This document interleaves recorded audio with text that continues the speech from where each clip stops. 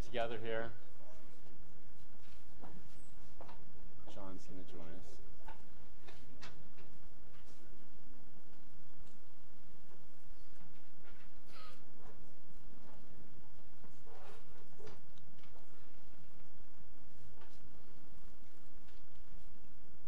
Suddenly the room got quiet.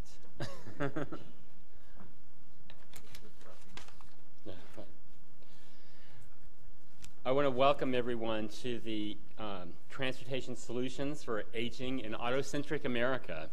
This is a great opportunity for us to gather to talk about, one of the really important transportation opportunities of our time, and that is how to make the transportation system work best for this segment of the population that is growing, and we are going to hear a lot of information about this from a great panel of researchers, of people who are doing very comprehensive planning for jurisdiction-wide strategies, trying to find opportunities to make the transportation system work best. And we're also going to be hearing from people who are currently running very successful transportation programs for seniors.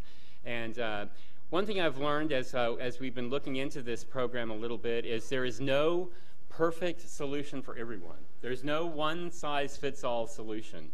This is an opportunity for us to look like as we do at any other segment of the population, to see what works for the individual and try to make it work find programs that work for everyone. I've also learned that people come to this area because of their passion. These are very passionate people that we have working in this area, and we have to applaud them for their good work. I mean, it's really wonderful that they're giving up their energies and their time to bring about solutions that work. Just a little bit about Mobility Lab. I'm really grateful to be a part of this group, and I want to welcome everyone into the Mobility Lab today. I think that we are an organization that looks to collaborate with all segments of our population as we look for transportation solutions. We are the R&D, the Research and Development Initiative of Arlington County Commuter Services. So we are an initiative of Arlington County, and we're very proud of that.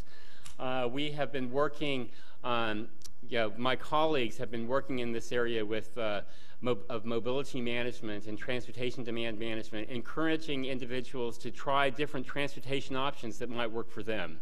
As we activate this wonderful transit-oriented development, we call it the Living Laboratory of Arlington, Virginia.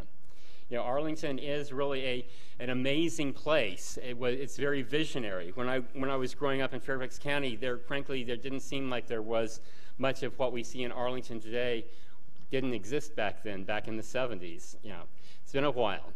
But Arlington has transformed itself through Metro, through that vision of transit-oriented development and that additional impact of mobility management to get those tricky human beings to actually use the system. And we know that humans are tricky, and we know that when we encourage, when we educate, when we really activate the system by making sure the transit benefits are in place for commuters, to making sure that individuals that maybe haven't ridden a bike in a while are able to get on a bicycle and ride comfortably in the city, or whatever type of transportation option might work best for that individual. It's that encouragement factor that we're engaged in on a daily basis, and in Mobility Lab, we're happy to be a part of that as the R&D branch. We're about research, we're about collaboration. Thank you for collaborating with us today. Thank you, panelists. Thank you all for being here.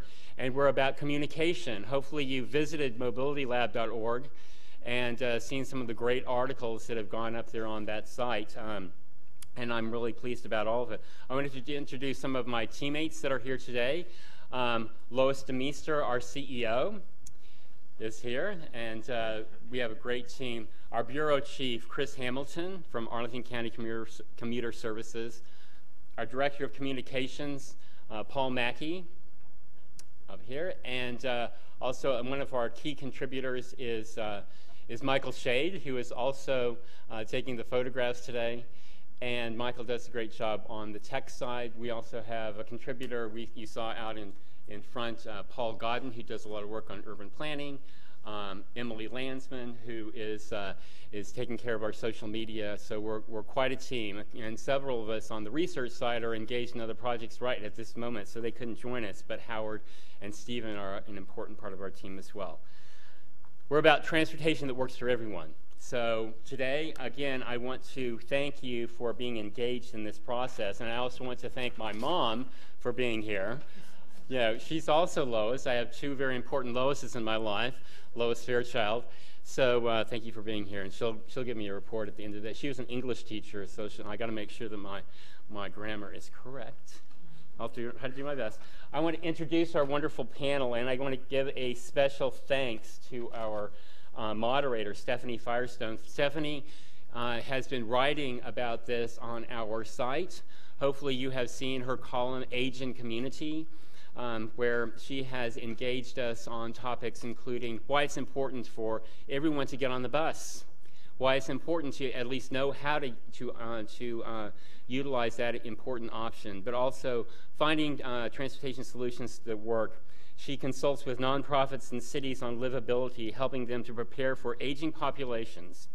Stephanie has brought her expertise to Mobility Lab by bringing together many of the individuals here on this program, and she'll be moderating I'm sure, a lively discussion at the end.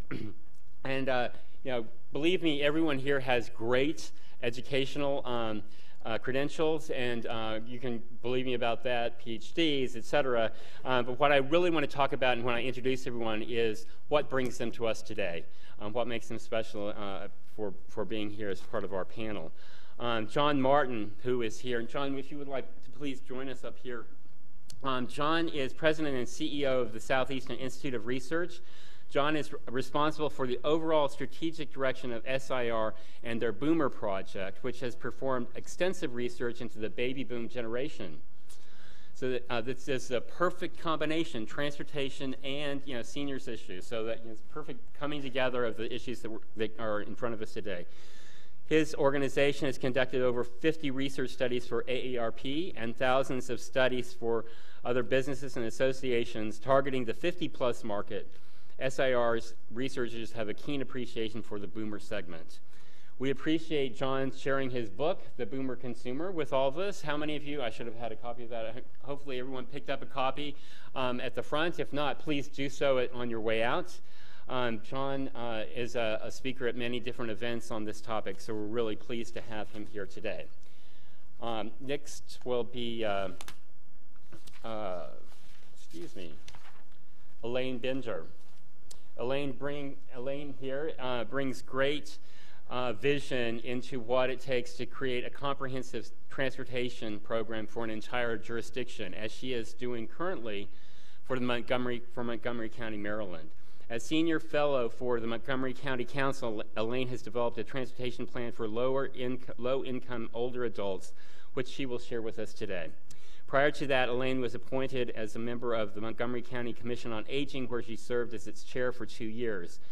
Elaine is past president of the Jewish Council for the Aging of Greater Washington and has offered extensive pro bono expertise gained from her successful association management career. Thank you, Elaine.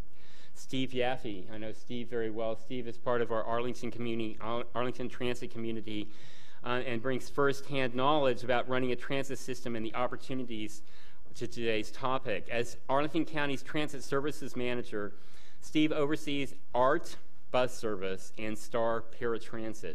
Steve is also engaged in grassroots developments on this issue as chair of the Fairfax Area Long-Term Care Coordinating Council's Mobility and Transportation Committee. That's quite a mouthful. My home county has long titles here, but that's wonderful that you're engaged in that topic on the grassroots side as well. And Steve is engaged in researching this topic on a national level as a committee member of the National Academy's Transportation Research Board Paratransit Committee. So thank you, Steve, for being here today. Julie Magin-Calder. Julie, thank you for being here. She brings direct knowledge about running a successful day-to-day operation, providing senior transportation on Capitol Hill in the district. The Village Formula has been a successful strategy in many parts of the U.S. My mom is a member of Mount Vernon at Home, and its executive director is here too, Barbara. Yes, and so it's a very successful program, and I'm glad to have Julie here to talk about the Capitol Hill Village and how it operates in that urban environment. While completing her graduate studies in Philadelphia, Julie participated in the Penn Aging Concentration, a program that prepares students for a career in aging and long-term care through specialized coursework, field training, and seminar studies. So also from the academic side. So it's great to have you here today, Julie. Thank you. And finally, Brad Kloss. Brad also brings some great knowledge and information from running the day-to-day operations of a very successful program in Howard County, Maryland, the Howard County Neighbor Ride program. Brad started with Neighbor Ride as a volunteer driver in 2006. And you can see the passion here that flows through all of these people. He became executive director in March 2007. In the 6 years since then, Neighbor Ride has grown from delivering 300 trips per month to 1,300, from 100 volunteers to over 340. So you can see that many of these programs are relying on volunteers, and they demand good people running them with passion, as we have here on our panel today. So without further ado, I'm going to bring up John to give us some background and research into this growing population and the needs that he sees on his side. Thank you, John. Great. Thank you, Tom. It's a pleasure to be here today. Tom asked me to sort of set the stage, and then when I arrived this morning and just saw how handsome and beautiful my fellow panelists were, I said, I think the stage is set just right. So I'm going to try to give you some perspective looking forward by first looking back.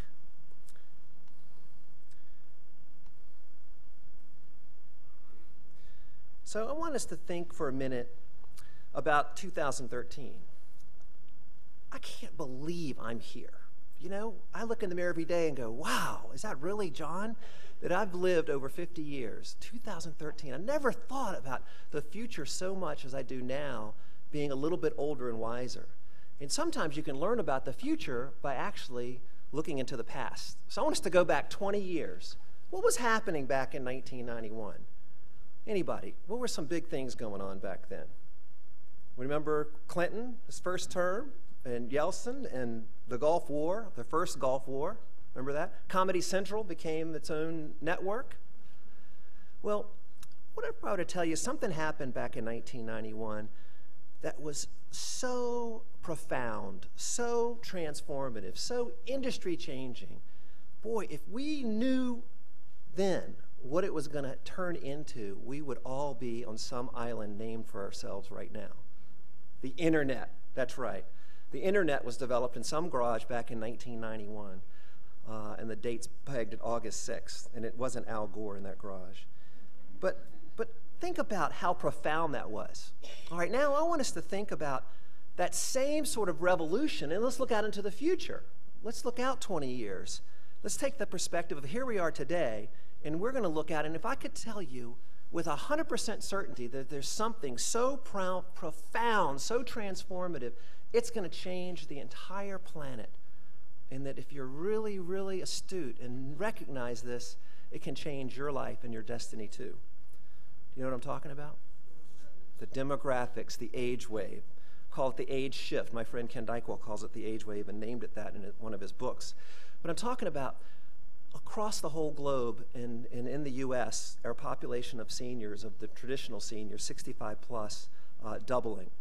And this is going to happen because everybody that's going to make this happen has already been born. It's demographic destiny. And so in a nutshell, when you look at these generations, from the greatest down to the Gen Ys or millennials, you see they're all different sizes. But when the baby boomers, as we age and reach past that milestone of 65, we're going to be replacing a much smaller generation ahead of us. There are only 38 million greatest and silent generation alive. So some 72 million boomers alive are going to replace much smaller generation, and that is the doubling of seniors in America. And so what's going to happen in the U.S.? We're going to go from about 11% 65 plus in our population to close to 20%. So 2 out of 10 people will be 65 or older. And Virginia really mirrors the country. So we're having this big age shift taking place. And people always ask me, yeah, John, but how big a deal is that? What's it like to have 20% of your population being seniors? That doesn't sound like a lot. Well, what state do we joke about? Florida. Well, Florida's 20% senior today. And parenthetically, they're going to 30%. So the age wave is really going to hit them. Well, what's causing this age shift, as we like to call it? Well, there are two big factors going on. The first one is life expectancy.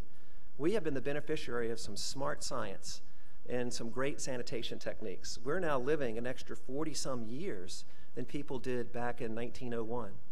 And so that's that longevity bonus. The other thing that's causing the age shift are shifting birth rates. This slide really sums it up. The greatest generation during their baby-making years was the 1930s. And it was a horrible time in the economy. They didn't feel like having a bunch of babies. They were just trying to survive. So there was a birth dearth. And then think about the silent generation when they were coming of age in the baby-making time. What was going on? We just had victory with World War II. Everybody came home and got real happy, and consequently, boom, the baby boom. And then 2 people in the workforce for the first time in a household, and the birth control pill coming out in the early 60s. What happened? Baby dearth. The Gen X is much smaller. So someone in Washington turned on the immigration knob right around 64 and let in a lot more people. And so that Gen X, people of that age, are basically about 80 million in our population. And now our birth rate is just replacing ourselves. So this birth rate's a really important factor. And it's why we're having this age shift. And what better metaphor to understand the age shift is this classic pyramid, the population pyramid. We all had this in our one sociology course, right? The population pyramid, we have a bunch of young people alive, and as you go older and older, you have fewer and fewer people. That's the way it's always looked since the beginning of mankind. Well, guess what? That pyramid is shifting dramatically.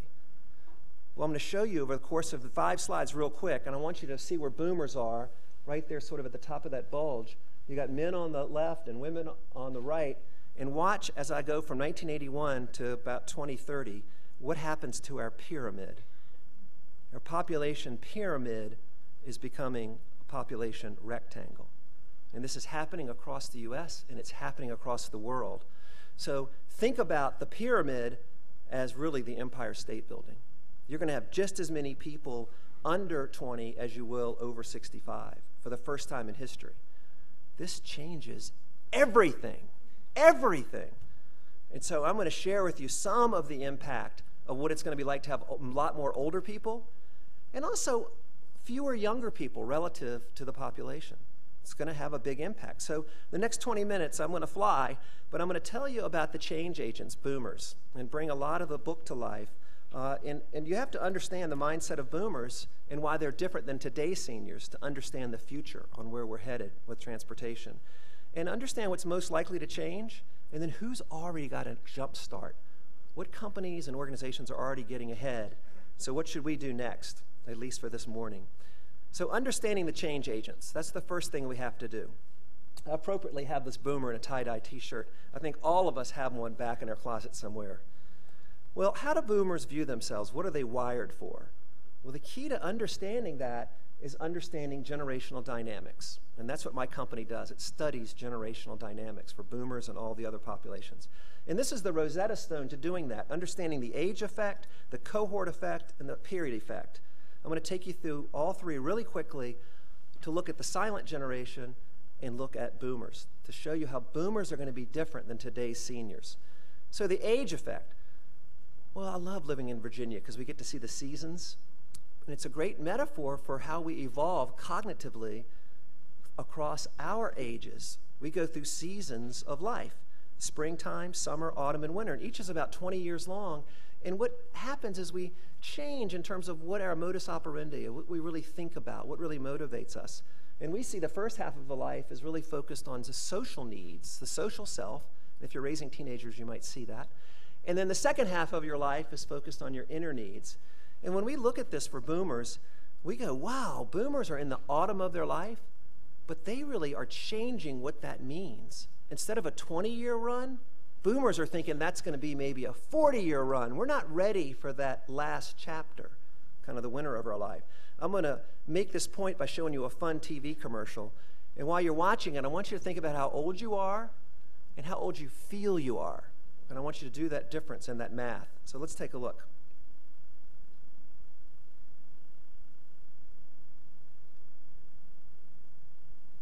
And maybe somebody from the back can help me with the sound.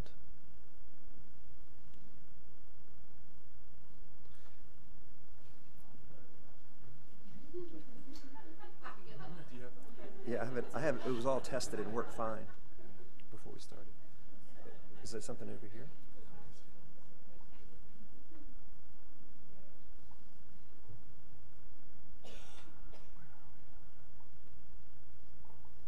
Ready? It's worth. There you go. Okay, y'all doing the math? All right, check it. 3 aces. Nice, but nicer. Full house. Ooh. Nice. I got nothing. Oh, I was like, good gracious, ass bodacious, flirtatious. What's going on? Get back to bed. Feel young again. Centrum Silver. Y'all want to see that again? No. Well, that spot does a great service in showing that we're as young as we feel. So anybody in this room feel older than their actual age? You're at the wrong conference if you did. All right, so you feel 5 years younger? Let me see a show of hands. 10 years younger than your actual age, you feel, right? Yeah. Well, in our research, most boomers do feel younger. In fact, the younger boomers feel 10 years younger, and the older boomers feel 14 years younger. And so understanding that we're changing that autumn of our life, we're not going to just quietly go into the winter of our existence. So that's the age effect, if you will. Now I want to talk to you about the period effect. And this is what's going on in our culture right now and how it redefines some sensibilities and some conventions. Think about what news used to be. It was 3 guys on at 6:30 and everything was actually news, right? And today news is 24/7 and the only news I see today is weather. That's the only thing I can believe because everything else feels manufactured. Well, that's because news has changed. Well, so has the order of life. The older generation, the silent generation, and the GI generation lived a linear life where everything was age appropriate. You were a student only at the beginning. And then you had your marriage, usually stayed together with the person you met, had your career for the same company, children were at home, kids went to college, kids didn't come back home after college, and then you retired. And that's the way it was. It was sort of this linear lifestyle. And it made sense to retire because you thought you were going to die at 67. In fact, so did Social Security. That's why they set it at 65. Because that's what it used to be for the older generation, right? For the GI generation. We weren't counting on this longevity bonus. So what happened to the silent generation, the current seniors, while they were getting older? My Uncle Norval, who just died this last week, was 90 years old. And he said to me, John, I'm running out of money. I never thought I would live this long. I wouldn't have retired at 65. So they got the bonus at the end. So it made sense to go to Sun City, right? Let's go retire, because they didn't think they would have 30 years. Well, us boomers, we're getting the longevity bonus now. And in our research, boomers say, yeah, I'm going to live to be 90. In fact, the old rock band we listened to, The Who, remember that song, I Hope I Die Before I Get Old? Well, that doesn't relate to us anymore. The idea of the problems of aging are like the promise of aging. That's what we like to think about. And we want to live at home. 9 out of 10 of us in our research for the Older Dominion Partnership in Virginia say, I want to live in my house or in my community. I don't want to go off to someplace like Sun City. All right, the third lens, and the most important one, is the cohort effect. And the way we understand this is to think sort of from an anthropological lens, to think about what happens to you in your wonder years. Remember Fred Savage in that show, Wonder Years? Well, as you're growing up, you're wide-eyed at age, say, 6 to 20, because you don't have a lot of filters and a lot of history, so everything looks in high relief. So every event you go through has a huge effect on you in the way it shapes you. And if you go through life with, say, 76 million other people, and you have those same exposures, that same series of events, it shapes some similarities in you. So those defining events shape generational values, and that sort of leads to archetypes for each generation. So I'm going to take you through the silent generation because this is the current seniors. Think about when they were coming of age in the 30s. Unemployment was like 30%. People had to move in and live together. They had to have neighborhood gardens. It was a horrible time. And we had to think about the government coming to save us, the New Deal. That was our only hope. And it took 10 years for it to stick. And we hadn't flown across the ocean yet until Lindbergh did it. And then the horrible World War II broke out, and this Nimitz was just taking over Europe. So the needs of many outweighed the needs of one during this time period when this group was coming of age. And so if you think about all those events, they conspired to create the values in the silent generation of dedication and sacrifice, hard work, patience, respect for authority, duty before pleasure, honor.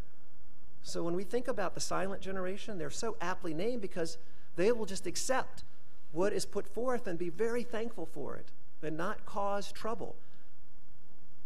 Silent generation, their outlook, practical, their work ethic, very dedicated. View of leadership, much like World War II and the New Deal, it's a hierarchy.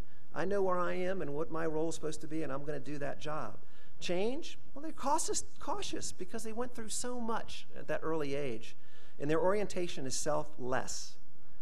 All right, boomers, completely different story for their cohort effect. This is boomers. Think about this term, boomers. Have you ever seen it spelled this way? It's the same way. There's just a big old fat me in the middle of it. And this came naturally to us.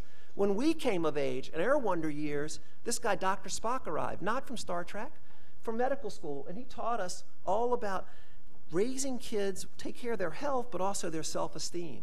And TV arrived. There were only 5 shows on, and the TV screen was this big, and the shows were like Mr. Rogers on steroids. You can be this, you can be that. All about being happy. And the Boy Scouts and Girl Scouts took off, and we're going to go to the moon, and damn if we didn't. I went and saw a lot of those blast-offs with my family and raced back home, never stopping at south of the border for fireworks. We would get back home, and we would watch those blast-offs and watch them walk on the moon. I thought anything was possible. And then as we were so big as a force, things we didn't like, we helped stop, like Vietnam or Watergate. So think about all of the events conspiring to create in us a sense of personal gratification, a sense of entitlement, a sense of always being in control, the profound work ethic, because we invented the 60-hour work week. And if you work hard, you get to make a lot of money. No to the status quo. We challenge the establishment, and profound optimism. So we're driven, transformational, and self-centered. And I want to really make a point about being transformational, because we don't like it if we're not transforming things. A lot of the boards I sit on, when I look at all the boomers there, and they always want to, let's reinvent the mission. Let's figure this out. It's because that's how we're wired. Take a look at this TV spot and see if you relate to it as a boomer. You challenged everything that came before you, and nothing looked or felt or sounded the same way again. That was you then. And the great thing is, that's still you now. We are the personal advisors of Ameriprise Financial, the next generation of American Express financial advisors. Because a generation as unique as this needs a new generation of personal financial planning. Yeah, that's me. Transformative, thinking about the future. Think about all the things that have been transformed while boomers have had the watch. And we're about to do our big, huge last push, and that's transforming what it's like to grow older. And so in a nutshell, when you think about boomers compared to the silents, our outlook is optimistic, our work ethic is driven, our view of leadership is pay your dues, come in here, work hard. Our change orientation is deliberate, and our orientation is self-centered. Not selfish, but self-centered. Not like the silents at all. So in a nutshell, in the last chapter in our book that I hope you get to is called Viva the Vital, because that's what it's all about for us boomers. We want to make that automobile life go for 40 years, and we want to feel vital throughout the whole time. So Viva the Vital. So knowing this, what's most likely to change in the future? Well, we have 5 predictions, and you know what? Put on your seatbelt, because boomers are already turning 65. In fact, Every day, 10,000 more turn 65. So for the last 2 years, we've seen a wave of 2 years of boomers turning 65. So here are 5 predictions for the future. Number 1, older workforce. We're going to need more workers. We simply are. Remember the Empire State Building? We're going to have fewer young people and more older people. And I can't believe I'm saying this in a job recession or at the end of one, but we're going to have a coming work shortage. Look at that productive age of, say, 20 to 54, where we've had most of our workers. Well, look at how many more we're going to have. 12 million. That sounds like a lot. Not really. Not with the jobs we're going to have in our population growth. The growth is going to be in the 55-plus market. So we're going to see signs out there saying help wanted. No. We're going to see signs out there saying help wanted, older people apply, because we're going to need these folks. And the good news is the participation rate in the labor force has increased over the last 20 years with today's seniors. It's gone from 10% to almost 20. So we're going to need this in the future. And 88% of the boomers say, I'm going to work past 65. In fact, we look at it in terms of their expectations. They don't think about the exact date they're going to retire. That's an old term, retirement. They're going to work past retirement. The vast majority say, I'm going to work past retirement. Retirement's going to be something about encore careers. And the other reason why this is going to happen is because boomers are going to need to work. We don't have all the money that everybody thinks we have. In fact, when we look at boomers and segment them into groups of who has resources and who doesn't, it's only a third that have the resources to retire, that have pension plans and stock and all of that. The middle third have to cut back 20% today in terms of their expenditures and get long-term care insurance. And they're not doing this. And the bottom third, well, you pick the verb, but they are not going to help out at all. So 2/3 of boomers are going to need to keep working. Prediction number 2, healthcare everywhere. You wondered about your old Barbie doll? Anybody have a Barbie doll growing up? Well, I used to attack them. I had G.I. Joe. Well, Barbie has been in the closet maybe, but she's getting older. The truth is about Barbie is, like everybody, the warranty runs out the older you get. And so we worked with UVA, with the doctor that heads up their gerontology department, and looked out and said, how many more millions of people are going to have arthritis? So the next 20 years, we're going to see a 40% increase in the number of people with arthritis, 50% increase in the number of people with heart disease, stroke increased by 40, diabetes by 40. Chronic diseases conspire. So we're going to have a lot more older people, twice as many. We're going to have twice as many chronic diseases. So I love this picture that Tom put as this promotional card about this event. The fact it takes both of the guys to work together to raise their hands makes a lot of sense. Number 3, new mobility solutions are going to be so needed. And that's why this conference makes so sense. As you leave today, if you're driving your car or walking down the street, 1 out of 7 people driving by you is going to be over 65.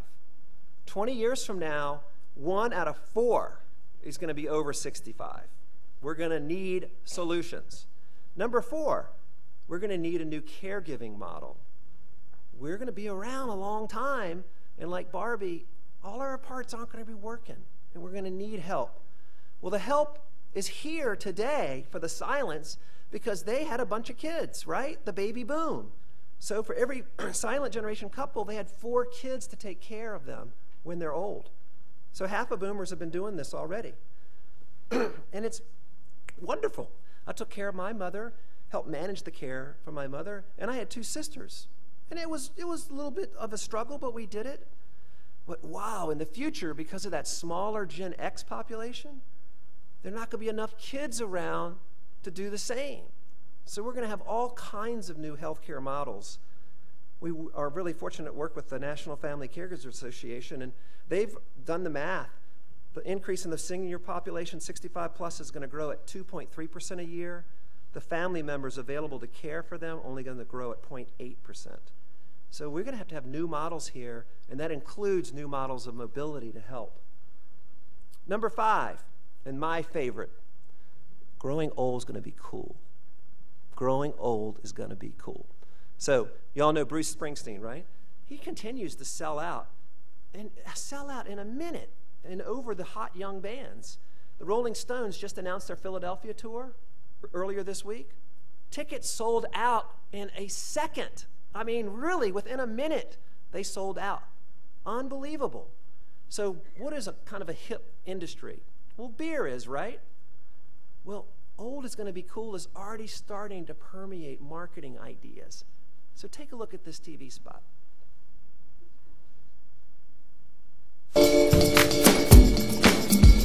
If he were to pat you on the back, you would list it on your resume. Both sides of his pillow are cool. When in Rome, they do as he does. He is the most interesting man in the world. I don't always drink beer, but when I do, I prefer Dos Equis. Stay thirsty, my friends. Everybody wants to be him, right? Doesn't matter what sex you are. He's so cool. Well, just wait. There are going to be so many more older people. Old is going to be cool and inspirational. So these guys in our history, we're going to have more and more of these sort of folks that we go to and respect, and movie stars and all kinds of characters. And that is actually living your promise. Okay, so who's already getting a jump start on all this? Who's already getting what we call age ready? And this is the title of our next book. And we talk about a process you have to go through.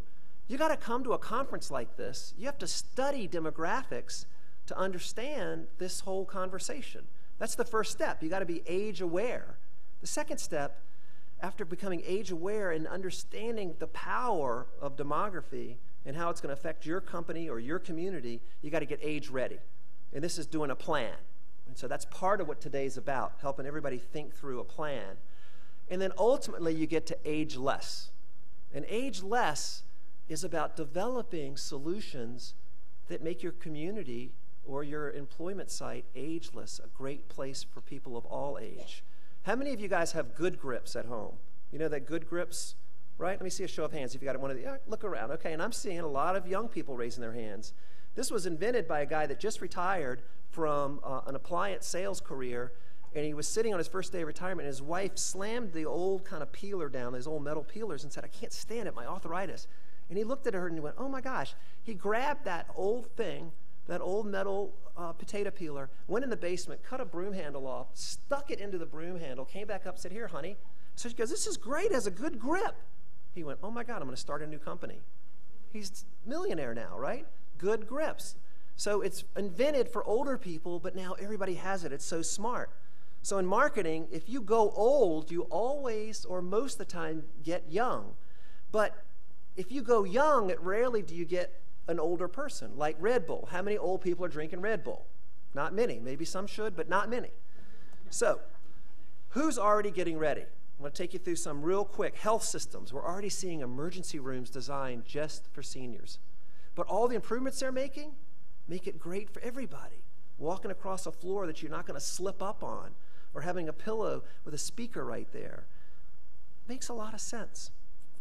In fact, we think that hospitals and health systems are going to be the new anchor of communities. It used to be golf courses, then it morphed into build a big shopping mall, and then everything fills in. Now it's build a big health center like St. Francis Bon Secours facility in Richmond, built in the middle of a cornfield. But it's going to fill in as a whole medical, livable community. Number two, pharmacies are getting ready, age ready.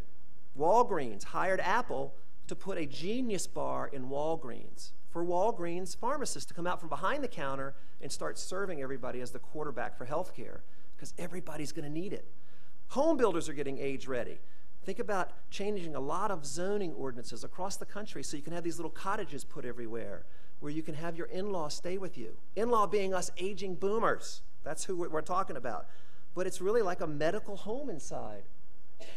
There's a company called Next Door Garage Apartments, $30,000. They'll renovate your garage into a granny flat.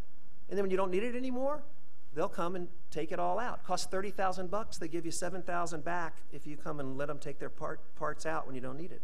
Retailers are getting age ready. Walmart, realizing that all these aging boomers aren't going to walk to the back of this huge place to get some milk, they got a 40,000 square foot alternative, my neighborhood market.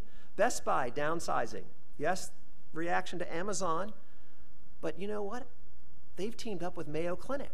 because we're going to have all kinds of sensors in our clothes that help us. Makes perfect sense. Where are you going to get your healthcare devices? You're going to get it at Best Buy. Car companies are getting age ready. People like Nissan have already figured out, we got to make sure boomers look their best. So we're going to have little mist coming out and spraying on it with vitamin C spray to take care of your wrinkles. Seats designed by NASA to get your blood to flow. Air purifiers designed by Sharp because you don't breathe as well as you're older. And like me, this up dashboard reading saying, it's your anniversary, John, call your wife, call your wife. Oh, boy, I can't wait for that. But you know what? There's one group that's actually saying, well, why do we even need to have drivers? So Google, they got these cars riding around California now. No wonder Google Maps are everywhere and they've mapped every street. It's happening. We're going to have driverless cars. So what should we do next? Are transportation systems getting age ready? Well, that's what today's about, for us to talk about that. And I want to share just a couple of foundation ideas. I'm not sure of all the executions, and we've got this wonderful expert panel for us to get into that. But I can tell you some values that need to be reinforced in every solution. Because back to boomers, there's a me in boomers, and there's no me in silent generation. So how are we going to make boomers feel vital for the next 20 years as they become our new seniors? The first one is we got to make it safe. It's the #1 attribute in all of our studies about transportation systems. So our stop signs all need lights around it going, this is a stop sign, look here. Sounds dopey, but I think that would be very helpful. We got to have choice because that's what boomers have been all about. We've had all kinds of choices in our life. So we want to have more choices in the future. And it's got to be personalized. That me and boomers, so we have the power to do it. LL Bean sends about 10 catalogs to my house because they've got fly fishermen living there, they got teenagers living there, they got naturalists living there. So we're going to have all kinds of choices that are personalized. And then, because when we look in the mirror, we don't believe the image we see. We think we're 20 years younger, right? I am 20 years younger. That image is lying to me, right? It's got to be sexy. So here's a new bus stop in Italy. And I think I could date her. I mean, I really do. So we got to have sexy, sexy everything. And then it's got to be easy. And what a great place we live in, this wonderful new series of bus stops that are going in, the super stops here in Arlington. That curb being 10 inches high in the lower platform buses, you can just walk like you're walking into your living room. So you don't have to think that I can't make this step. I'm just walking in because I'm a 20-year-old or I'm a 40-year-old. And all of those changes that I just went through, all those values, they're good for people at every age. So all the work we do this morning and take home and all of our successes are going to make everything great for everyone in our society. Welcome to your future. Thank you.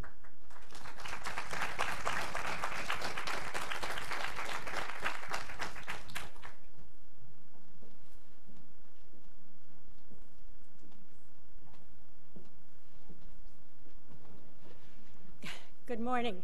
After listening to this, I was trying to figure out, I'm sort of at the tip of the silent generation, and I have boomers. And if truth be told, I am 74, and I feel 50. So I'm feeling 10 years younger than your average boomer. I was introduced as a senior fellow, which is kind of an interesting terminology. I was retired and was a very active volunteer. And Montgomery County is quite innovative in a variety of ways. And one of the things is that they decided that they were going to take advantage of the skills that older adults have, and I prefer the term older adults, that older adults have, and create opportunities, part-time opportunities for them. So I was one of the senior fellows that was put into place, one of this program that was put into place in this past year. I work for the Montgomery County Council. That's the legislative body. I don't work for the county executive, which is the implementing body. And that's a good thing for what I intended to do. My job was to develop a transportation plan for low and middle income seniors. And so much of what I'm going to talk about today is about that transportation plan. But really, in listening to John's presentation, I'm going to go back and I'm going to sort of talk to them about, let's go this way, but let's really expand the options, because I learned a lot from your presentation, and thank you so much, John. Montgomery County has, at the current time, or in the 2010 census, nearly 120,000 older adults who are 65 plus, and that was under a population of under 1 million. So we're really about 13–14% of the population.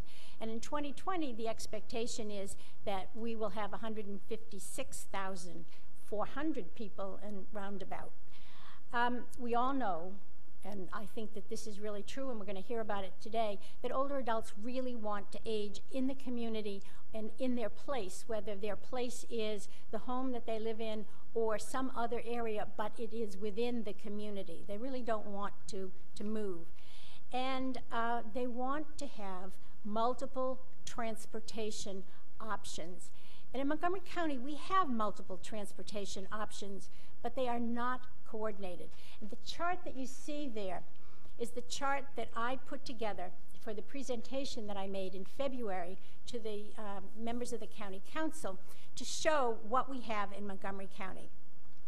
So if a senior wants to go to a senior center or medical appointments or shopping or something of that nature, they have multiple options in the county, very many. We have Ride-On, which is our fixed route transportation. We have taxis, we have private vehicles. We have a senior transportation program which actually picks up people from their homes and takes them to senior centers. The only problem is that at the current time, the buses that they're using are full-size buses and they can't get to somebody's home. But we have the program anyway. And we have Senior Connection, which is our volunteer driver program. We have something called Connect a Ride, which is an information and referral service. We have multiple other programs. The problem is that these programs are either managed, coordinated, or funded through 3 different departments in the county: the Department of Transportation, Health and Human Services, and the Recreation. So for example, the picking up people from their homes, taking them to senior centers or recreation centers, the money comes to the Department of Health and Human Services. It gets transferred to the Department of Transportation for people to drive to programs put together by the Department of Recreation. Not exactly what I would consider particularly coordinated. And so what I did was I looked at all of these and I said, we have great programs. Many of them are high quality programs. They do make an effort to address the needs of older adults. We have a mix of public and private providers, a relatively low cost or no cost. So for example, our Ride-On, a fixed transportation, between 9:30 and 3 o'clock, older adults can ride free. Before or after that, they have a reduced rate. Our volunteer driver program, it has no fee at all, which has its advantages and disadvantages, I would say. We have a mix of public and private providers, and we have many of the elements to form a continuum of services, but we don't really have it. And so the weaknesses are that it's fragmented, that it is this cross-departmental, and the departments do talk to each other, but they really don't plan together. They don't really coordinate their efforts. One of the major problems is that our services are not publicized. They're not widely publicized. People don't know that they exist. They don't know where to call. They don't know what's available to them. We believe that the needs of many, many seniors are not met. We have different segments of the population. We're not, unfortunately, like Arlington County where everybody's all together, but we do have a down county area where there's a cluster of older adults and regular population and all of these services. And then we have rural areas. We have suburban areas where there are very few, very limited services.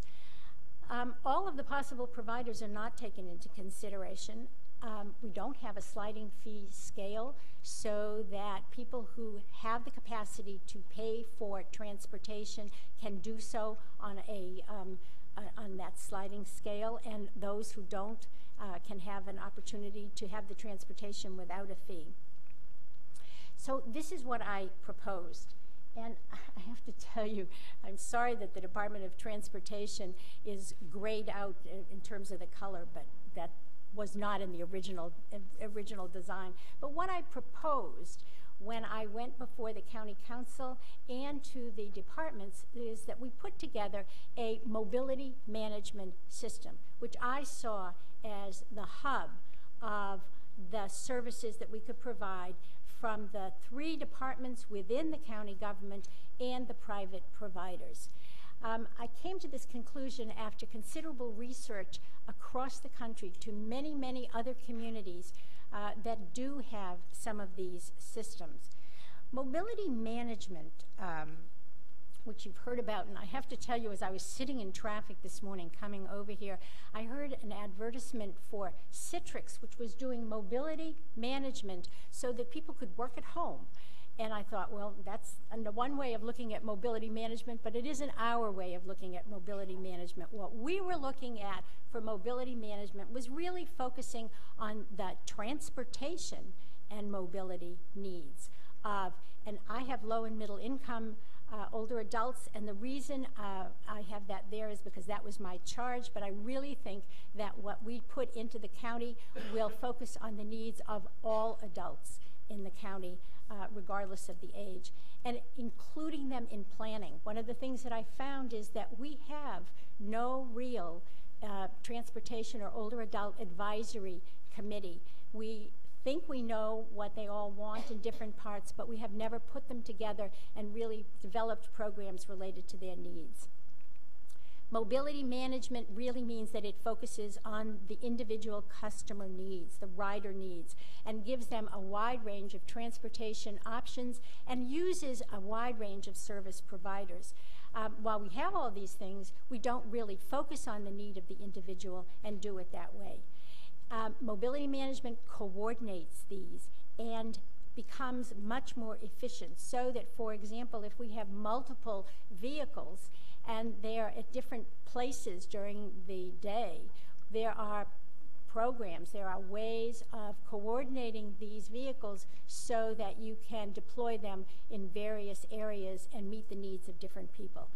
And mobility management meets what we in the lingo call the 5 A's, which is it's available, it's accessible, it's acceptable, it's affordable, and it's adaptable.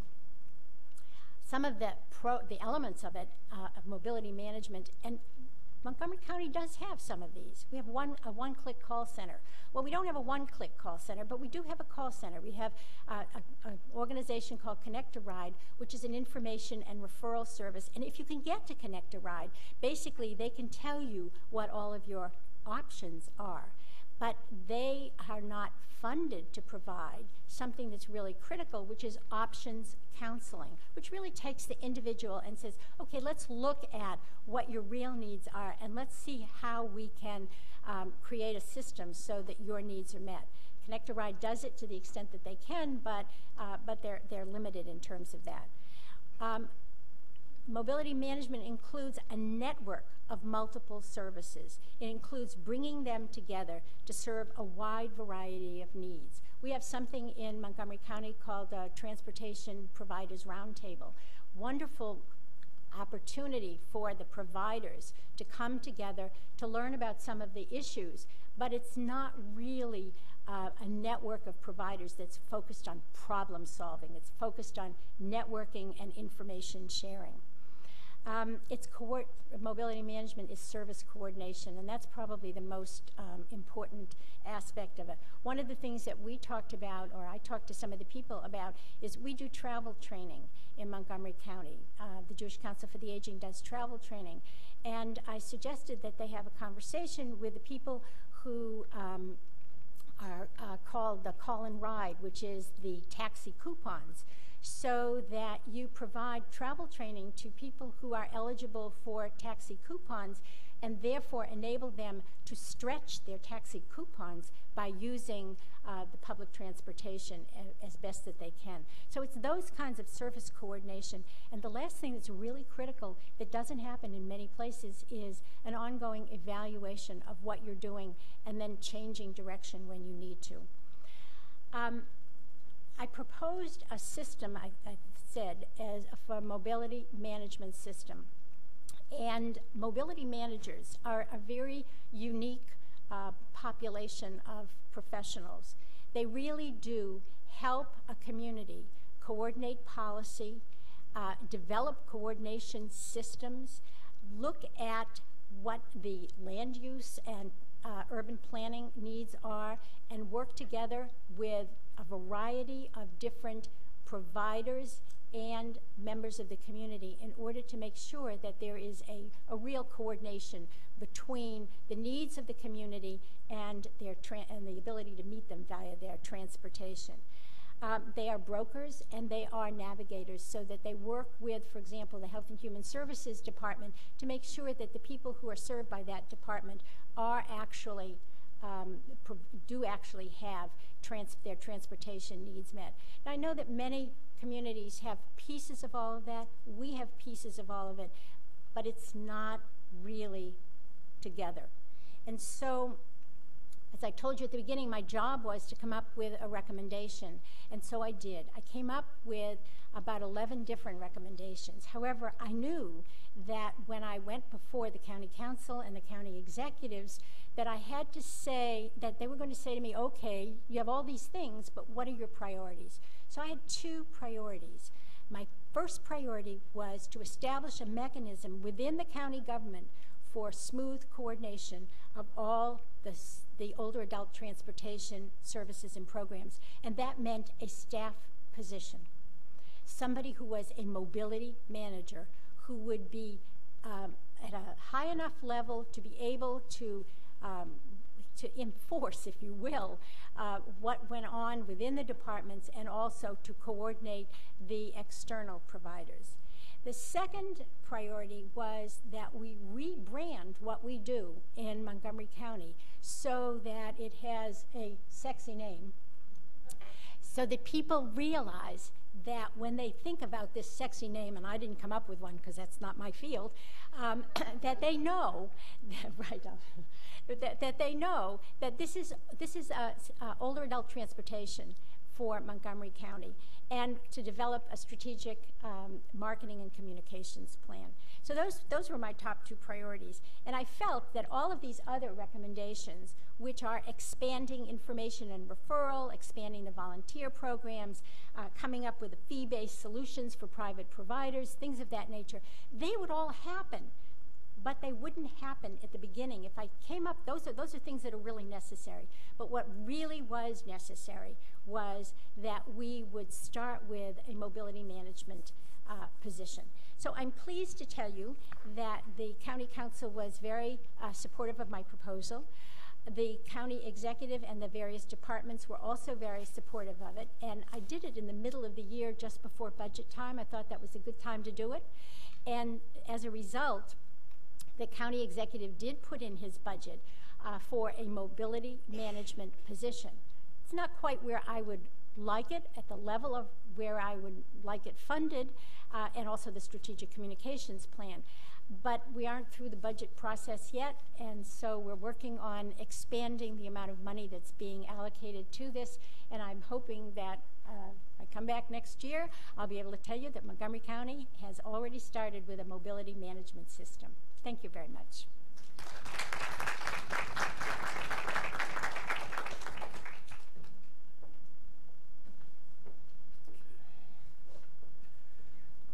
All righty. Do I press the thing? Bottom.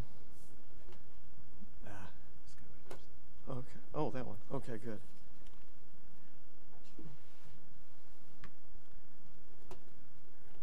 Or just click on the picture. Can't find my mouse. Okay, great. Okay, thank you. Glad to be here. I wear two hats. I work for Arlington County, but I also lead a committee in Fairfax, so you'll be seeing information for Northern Virginia to bring it all together. This table shows, brings it home to Northern Virginia, and I chose 75 and up as the age range of interest because folks who are disabilities start appearing more often at 75 and especially at 85 than they do for folks who are often still working before they reach that age. These numbers are for the 3 area agency on aging districts: City of Alexandria, Arlington County, and Fairfax, which includes the cities of Fairfax and Falls Church as well as Fairfax County. And the bottom line is the number of folks 75 and up will increase from 2010 to 2030, 86%. Region-wide from almost 59,000 to over 109,000. And well, what are we going to do about it? In Fairfax, the Mobility and Transportation Committee sponsored a survey. It was distributed online through the internet, had links everywhere we could. It was distributed by social workers, county employees who were working directly with folks. It was distributed in the Golden Gazette newspaper. We got over 1,150 responses. Most of them from seniors. The average birth year was 1942, but it was targeted both to seniors and younger adults with disabilities. 42% of them were non-drivers. 44% used a mobility device, wheelchair, scooter, cane walker, or guide dog. And 27% couldn't reach a destination they needed to get to in the past month because they didn't have transportation. So you can see what the need is, and the need is only going to grow. I won't go through the whole survey. There's a lot of good data to use. But the reason that we sponsored the survey is we wanted input from the public in how to set the direction of the Mobility and Transportation Committee. What issues should we work on in transportation? And this is what we came up with. They were asked to name their top 3 priorities for work, for us to focus on. The combined top priority was taxi, either more accessible cabs or more programs that subsidize taxis. And there are plenty of programs that subsidize taxis, but they're all limited by eligibility, either for people who are registered for Metro Access or people who are seniors, middle and lower income seniors, or people whose disability prevents them from riding a bus if they're living in the city of Fairfax and Falls Church. Second priority was improve accessibility of transit. Now, buses are all accessible. I'll get into that in a minute. But the main thrust on accessibility is what good is it if I can't get to the stop? Is the stop accessible? A lot of work being done there. Is the pathway to the stop accessible? Do I know where to get off the bus? Does the bus have a visual and audible annunciator for stops? Third area was information and referral. Just as you heard in Ms. Binder's presentation, what good is a service if you don't know it exists? Fourth, we have a number of incipient villages and some already established. Neighborhoods where they're working together to enable seniors to continue living in their own homes as independently as possible. Well, part of that is you need transportation for groceries, for shopping, for medical, whatever recreation. Fourth area of interest was paratransit. Wide variety in paratransit. Could be transportation to and from day support programs, workplaces for people with intellectual disabilities, adult day health care programs, how to get to the senior center, group shopping. Paratransit is a wide net, and there's a wide variety of how to provide that service. Next area is a driver registry. This was suggested by a colleague and friend at the Independence Center, and it really caught on. And the idea behind a driver registry is, who can I hire who's vetted, who'd be willing to give me a ride? I can't drive anymore. I don't need the free program, but this is for folks who are maybe upper income and still having problems finding a ride. Next area is volunteer, which is, again, village movement. A lot of that is volunteer too, but volunteer can be faith-based, such as the Shepherd Center movement, or Red Cross used to do quite a bit of volunteer transportation. Could be secular. And the last area, particular concern in Northern Virginia, is transportation to veterans. Most of the services for veterans are located in Fairfax County in the Route 1 corridor, Richmond Highway corridor outside the Beltway, which is divided from the rest of the area either by the Beltway or by a wetland. So if you're not driving, it takes 2 hours each way to get to these. There's about 4 sites. They're all in the Route 1 area. By the way, if I want to do a little brief commercial. If you're interested in participating in expanding these studies and you live in the cities of Fairfax or Falls Church or Fairfax County, we need more members. We're looking at spinning off subcommittees for each of those study areas. Mobility and Transportation Committee, our coordinator is Jill Clark, Jill.Clark, no E in Clark, at fairfaxcounty.gov. But now let me put on my other hat. I oversee transit for local transit services in Arlington. And even before, in my job before that, I was stressing transit is accessible. All transit vehicles are accessible to folks, including people who use wheelchairs. This picture was one of several taken for a publication from Easter Seals Project Action, You Too Can Ride. And very basic book for anyone, regardless of their capacity to read English. People can ride the bus if the stops are accessible. In Arlington, 90% of a population, a little bit over that, lives within walking distance of a bus route. But not only is transit accessible, we'll teach you how to ride. Outside is a table manned by the Independent Center in Northern Virginia, our local Center for Independent Living. They have a contract with WMATA to travel train people on how to ride the bus. And you can see a couple of pictures from that, the top two, Metro Rail and then the ART bus. Actually, the third one is from them too. That's the Fairfax Connector. And then the fourth picture is a program from Fairfax County. It's a MAT bus. It's a training center. It's a rolling classroom. You can go on, watch videos, get instruction on how to ride a bus. It's great for a group setting. They'll come to the senior center. They'll go through the program on the bus, and then they'll actually take you on a trip to a Metro Rail station, and you'll get a guided trip to wherever you're going, come back, and take the bus back to the senior center. These are two different types of programs because people have different needs for training. Some folks just need that group setting. We'll go through the tour once, we got it, we're on our own, we're great. Other folks need a little more help, a little more intensive instruction. That's where the Independent Center comes in. I had to put this picture in. Transit gives you shelter. This is a bus shelter that got yarn bombed. We do have some stops that have been adopted, but for maintenance, we do put shelters in residential areas if we have enough boardings.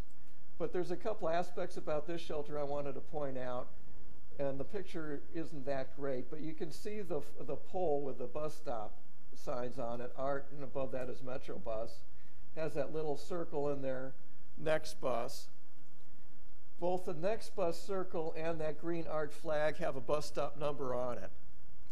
If you have a smart trip phone, you can go go to that website, punch in that bus stop number, and it'll tell you how many minutes away the bus is. Real time, not scheduled time, but actual. It really will be there in 2 or 4 minutes. Or if you don't have a smartphone, that green box below that circle is a bus finder. You put your thumb on the bus route number. It's heat sensitive, that's why I'm saying use your thumb, and it'll tell you real time when that bus is coming. Providing information real time is key to getting people to use transit. They need to know when it's really going to come by. And I want to thank John Martin for using that picture of the Super Stop, because that's got an electronic display in there, LED display that does the same thing. Now, the other hat, paratransit. Mobility requires a family of services. Transit isn't just the bus goes on the street, it stops where the flag is, and just routine all day long. It's more than that, because people have different needs. And again, I did include a fixture out picture that's of a travel training program in Houston. But the next one is close to my heart. That's a shuttle bug program that lasted for 18 months. It was part of a crime mitigation program in Southwest DC while the EPA building was demolished and redeveloped.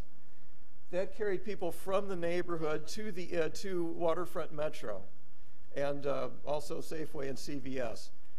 It was fare free because it cost more money to handle the fares for a little route like that. It wasn't worth the cost. It was very productive. It was a neighborhood shuttle such as Ms. Binder was recommending in Montgomery County.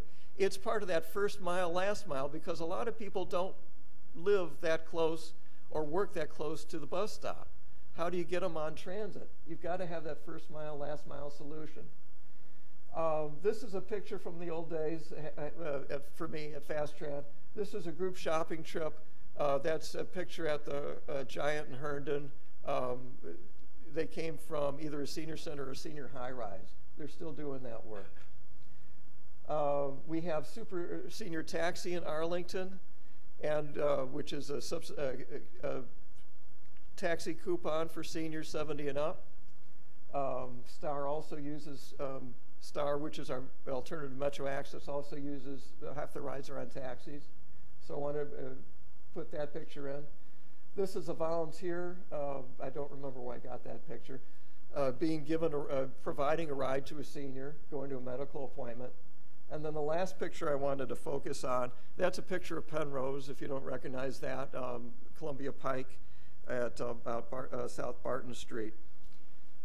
Sometimes you can avoid the need for transportation by building and living in mixed-use communities, where if you live in Penrose, you can walk to the Giant, you can walk to the doctor's office, you can walk to get your hair cut.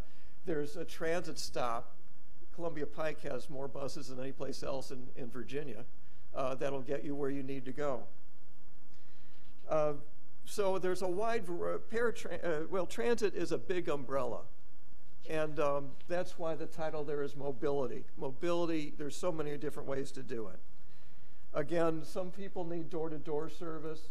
This is a picture at an adult daycare center. Alexandria and Arlington partner on an escort program for people who need someone with them to help them get into the building, to get to the doctor's office, to take notes. Most folks who ride paratransit don't need to door-to-door. Curb-to-curb is fine. They can get to the curb in front of their house on their own. Different strokes for different folks. How do we make all this come into effect? I want to stress it doesn't all have to be a publicly subsidized program. It can be a publicly sponsored program, but there's different ways to do it. And, oh, the picture's not coming up. There it goes. Partnerships are key. Both Fast Tran and Arlington Star are built on partnerships between county agencies. Both services are operated by private sector contractors. The relationship is a public-private partnership that can be expanded to, I think Fast Tran already has expanded their concept to include volunteer-based transportation. Partnerships are key to stretching the public dollar, to stretching the availability of rides, to make more opportunities available to transport people. And my last slide, all the opportunities in the world are useless if people can't get to them, whether it's riding that fixed route bus, riding an accessible taxi, riding something a little more intense that we're looking forward to in Arlington. Mobility is key. And it doesn't have to be one emblem, Fast Tran, Star, whatever. There's a wide variety of ways to do it. We just need to be creative and willing to work together to do that. Thank you.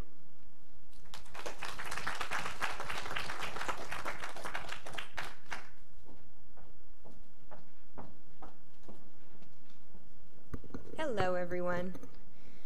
I am so honored to be included on a panel with some really, really knowledgeable people, and people that I've called before for advice, including Steve. So thank you, Steve, so much for helping me out. So I want to talk a little bit about villages. I am on staff at Capitol Hill Village, and I've often been asked if villages are the silver bullet for the transportation problems of the aging population, and I'm sorry. I'm really sorry because we are, as all of the other panelists have mentioned, part of a larger system.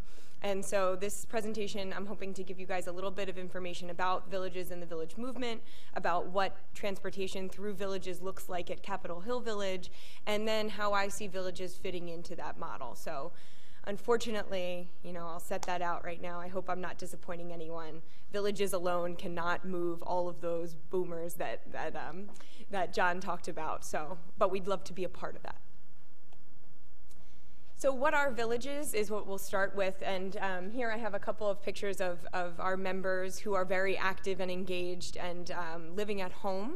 And if you see on the right there, still actively working out in their own homes too. I love that picture. So here's some basics on villages.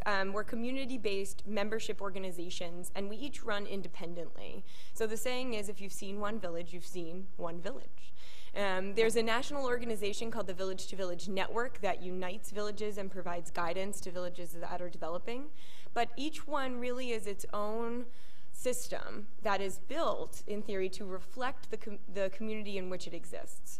So what strengths does that community have? The village does not need to duplicate. But when there's gaps in services, that's really, I think, when a village shines. There are 89 operating and 123 in development internationally at this point. So it is an international movement. Capitol Hill Village itself began operation in October of 2009 and had more than 2 years of preparation before that.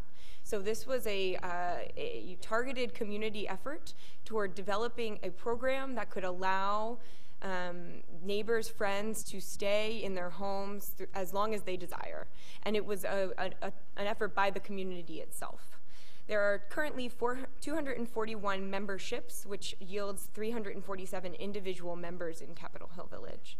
In fiscal year 2012, 89% of our members utilize CHV services in some way. We have 295 volunteers and 3 full-time equivalents, 2 full-time employees and 2 part-time employees at this point. We are volunteer first, which means that in every opportunity, so when a member calls in to request a service, which I'll talk a little bit more about in a second, our mind goes to volunteer first. So we're saying, how can a volunteer, how can a community member be helpful in this process? And sometimes that's a little bit obvious, like in transportation, and sometimes it's not as obvious, like the computer's not working. So the computer's not working is very general, and sometimes it does require an expert to get involved, but often if we can send a volunteer who has some knowledge about computers and electronics, they can triage the situation and help us figure out the best solution. So volunteer first can mean kind of a lot of different things. 92% of our services in the last fiscal year were provided by volunteers, and that's a figure we're really proud of. There were 244 services delivered each month as well. So this is the general flow of member requests, which I think people find helpful to understand how villages work. So we get an email or a call from a member with a request for services, and then we will identify again that volunteer first thought. Is there a volunteer who can help? And if the answer to that is yes, we will connect the volunteer and the member, and then finally check quality. If the service that the member is requesting is not appropriate for a volunteer, or if there's not a volunteer available, then we will identify a preferred vendor.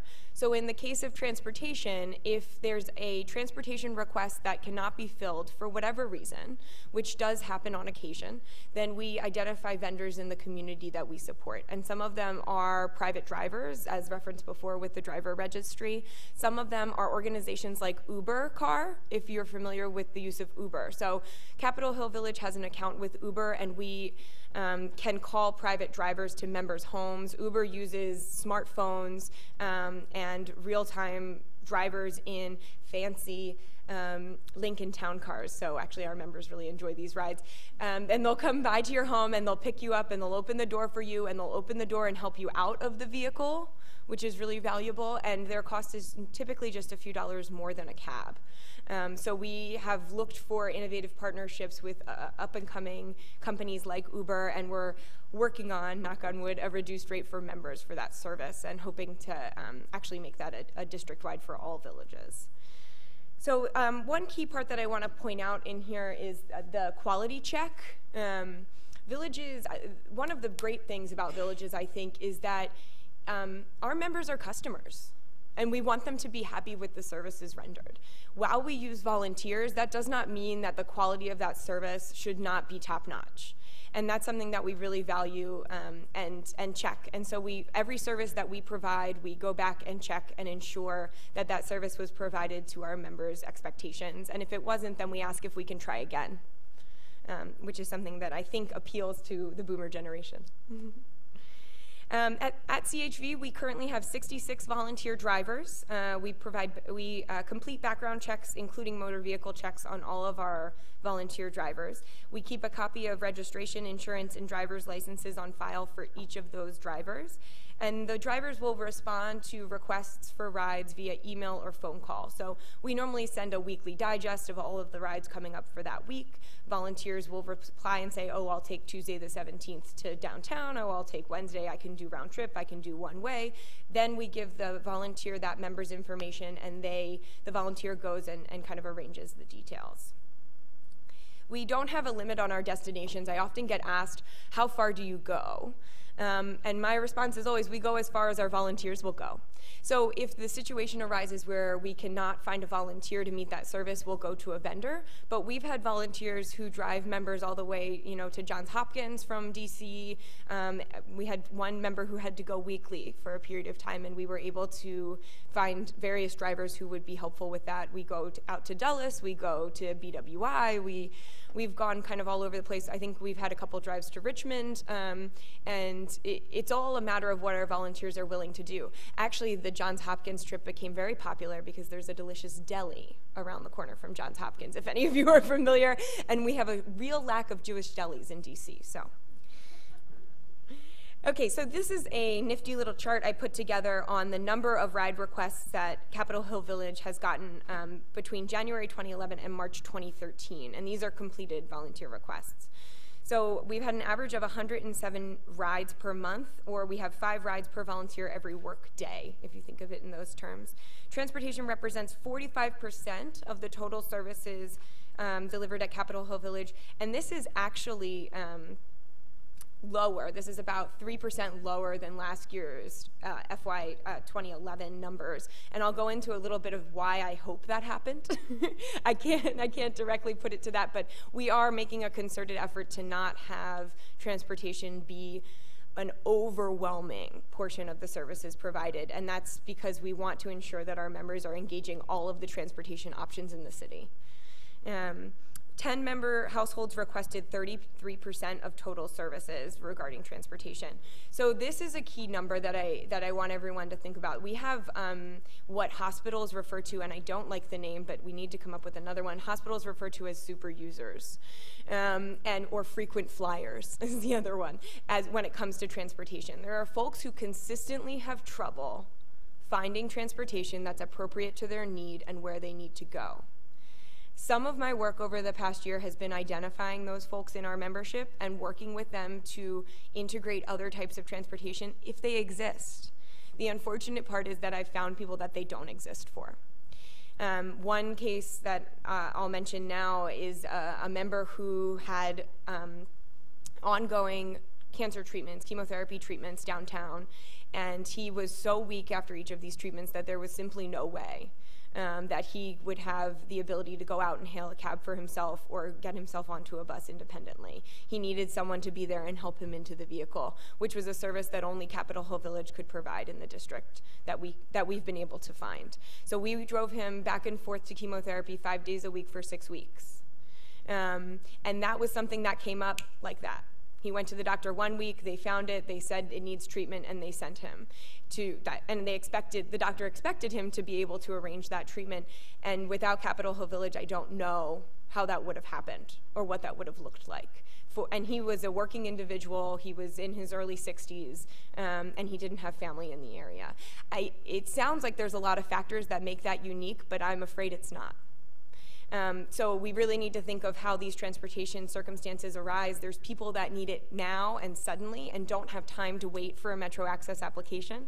They don't have time, they don't qualify for the 65 and over requirements of the federally funded Older Americans Act transportation provided. And, you know, what are we going to do with those folks? Are we going to ask them in their greatest time of need to beg neighbors and friends and really appear needy in order to get back and forth to a really essential service? So just as an example, 1 in 5 CHV volunteers provides at least one service each week.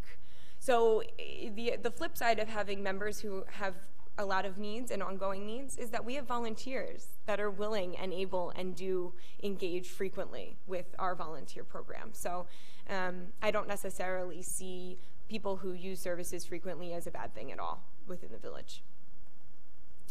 So this is something that I wanted to think about, to just pull back for a second, because I think part of the challenge of providing transportation ongoing is that we really haven't considered the siloing of aging, right? So we put healthcare in one group and transportation in another and nutrition in another, and we think that each of them have solutions. When really, I think if we pull back and view this, there's a lot of pieces to staying at home. And we've had multiple presenters talk about how the vast majority of boomers want to stay at home. So what does that really take? And at the village, we see that firsthand. It takes a whole bunch of community partners, a whole bunch, that do all kinds of different things and a whole bunch of innovations within the field. So one great point, you know, I love pharmacies that deliver. Why?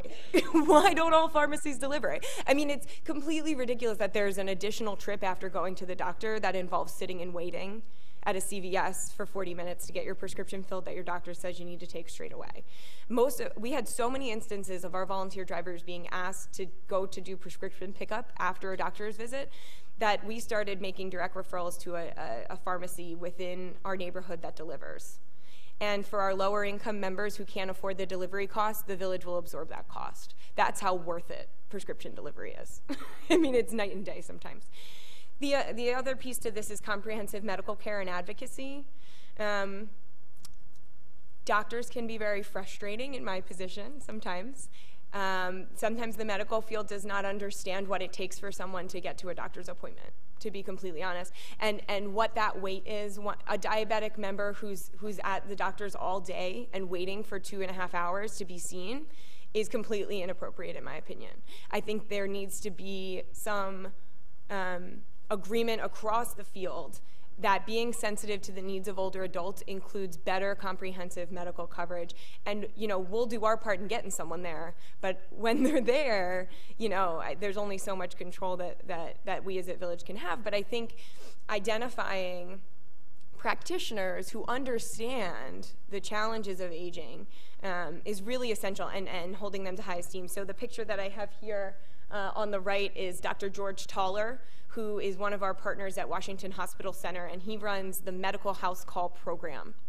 And these are doctors who make house calls throughout the district, in specific zip codes within the district, I should say.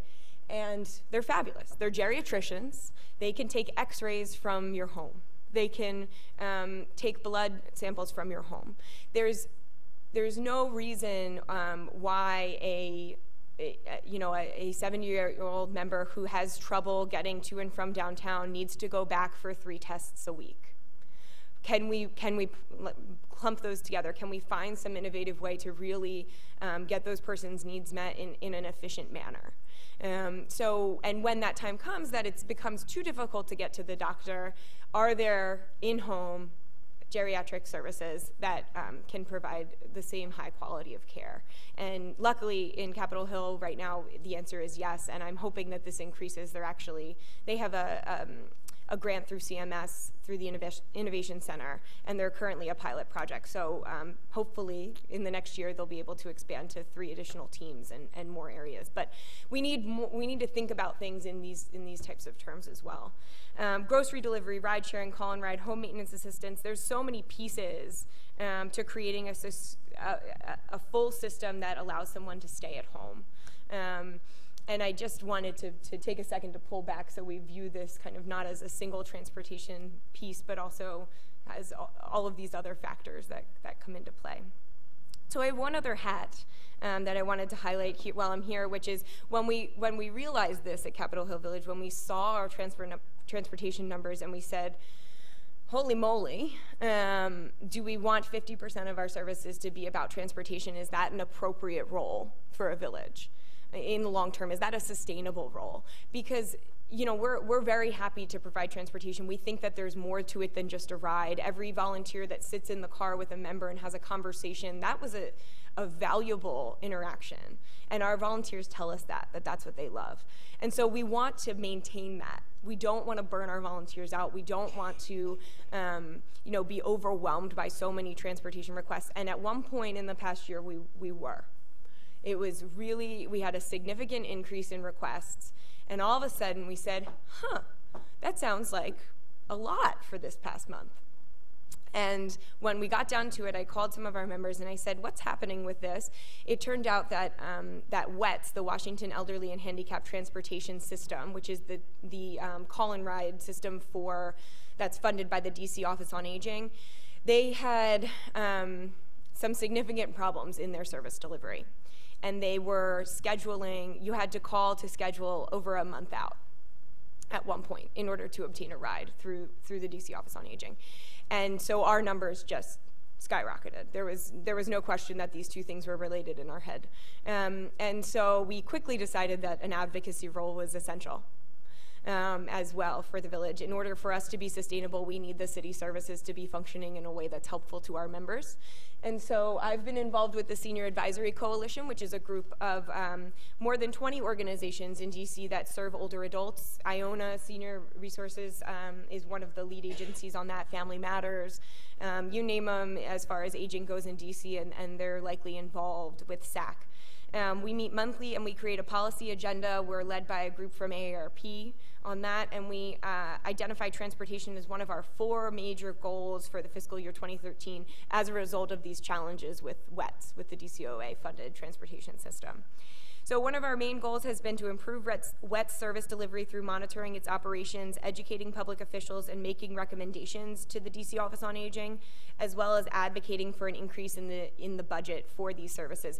We found out all kinds of fascinating things, like there wasn't a line item in the budget for maintenance of vehicles in the WETS system. So there were all of these buses that were out of commission and not being used, and there was no money to fix them. And when they were being fixed, they were being sent through this kind of convoluted process with the Department of Transportation, and the buses would be gone for weeks at a time for a simple fix. So identifying those challenges became a real integral part of what we were up to. And also, just to note, these are this year's goals. I see much kind of larger goals as far as a comprehensive way of folks accessing all of the transportation options.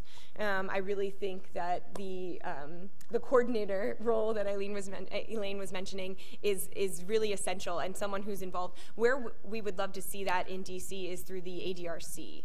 The Aging and Disability Resource Center, which is actually a very well-funded funding stream, surprisingly, in the field of older adults through federal funding, and to have that office aware of all the transportation options and be able to counsel on mobility management would be great to see that in the future. So if you guys have any questions or want to reach out to me for any reason, here's some of my information and some great pictures. This is one of our members and his Model T, which is his favorite thing.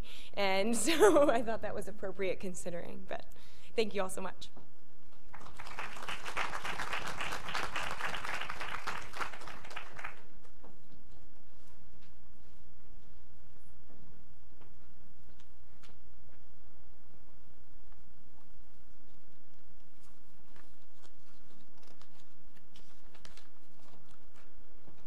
Well, thank you. It's thanks to the Mobility Lab for the opportunity to be here today. I'll be sharing with you how NeighborRide was formed, how we operate, our successes, and some thoughts on the future. There's probably about an hour's worth of stuff, but we'll do it in 10 minutes.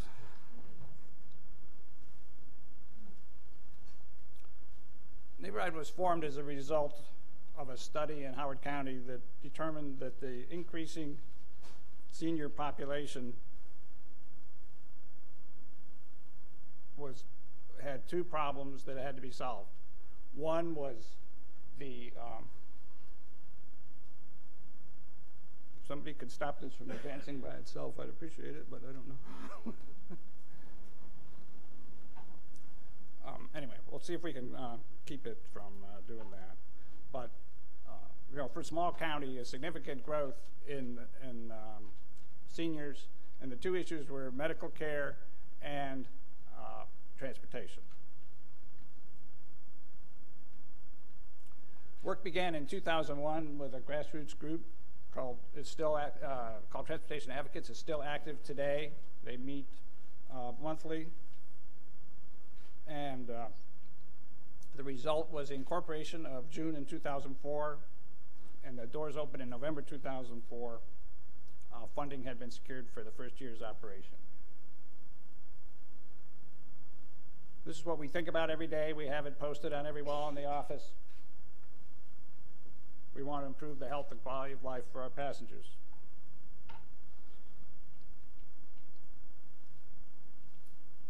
I'll master this thing yet that keeps going on without me.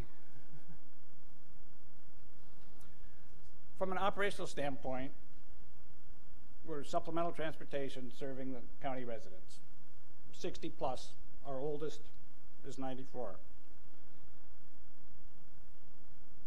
We serve them regardless of the ability to pay. Currently 35% are no cost to the passenger.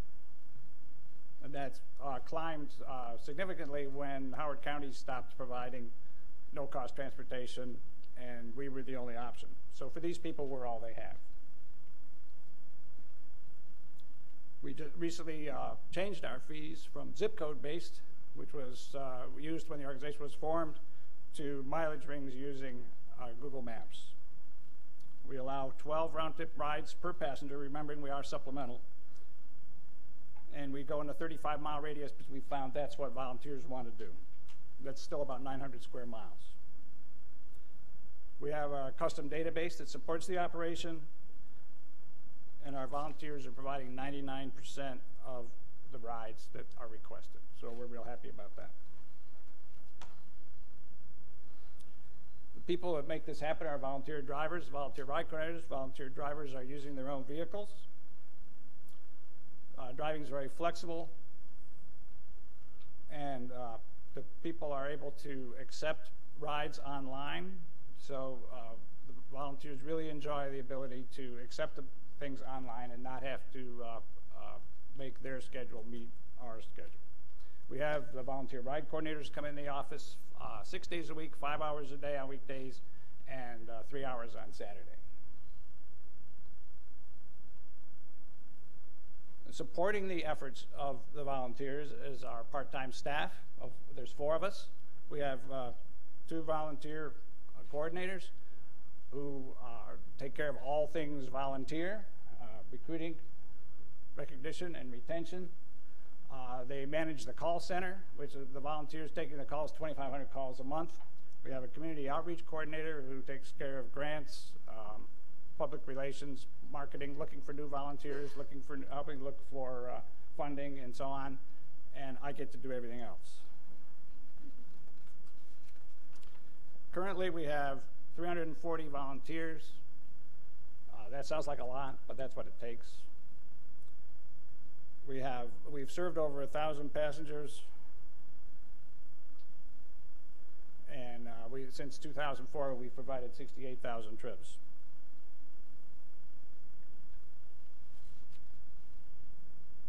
So you can see that the growth in trips per month from the first month to now has been pretty dramatic. Where we go is primarily medical, dental, and rehab, which is the blue part of that. And the rest, that's about 50% of what we do. And the other 50% is everything else that anyone might want to do on a day-to-day basis. Exercise, shopping, whatever they want to do.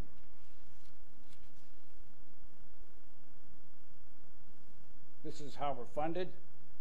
We have grants. We have the Howard County government supports us. The state government supports us. And we have, we're a nonprofit, so we get a lot of donations as well. But that changes year to year, but that's about what it is that keeps us going.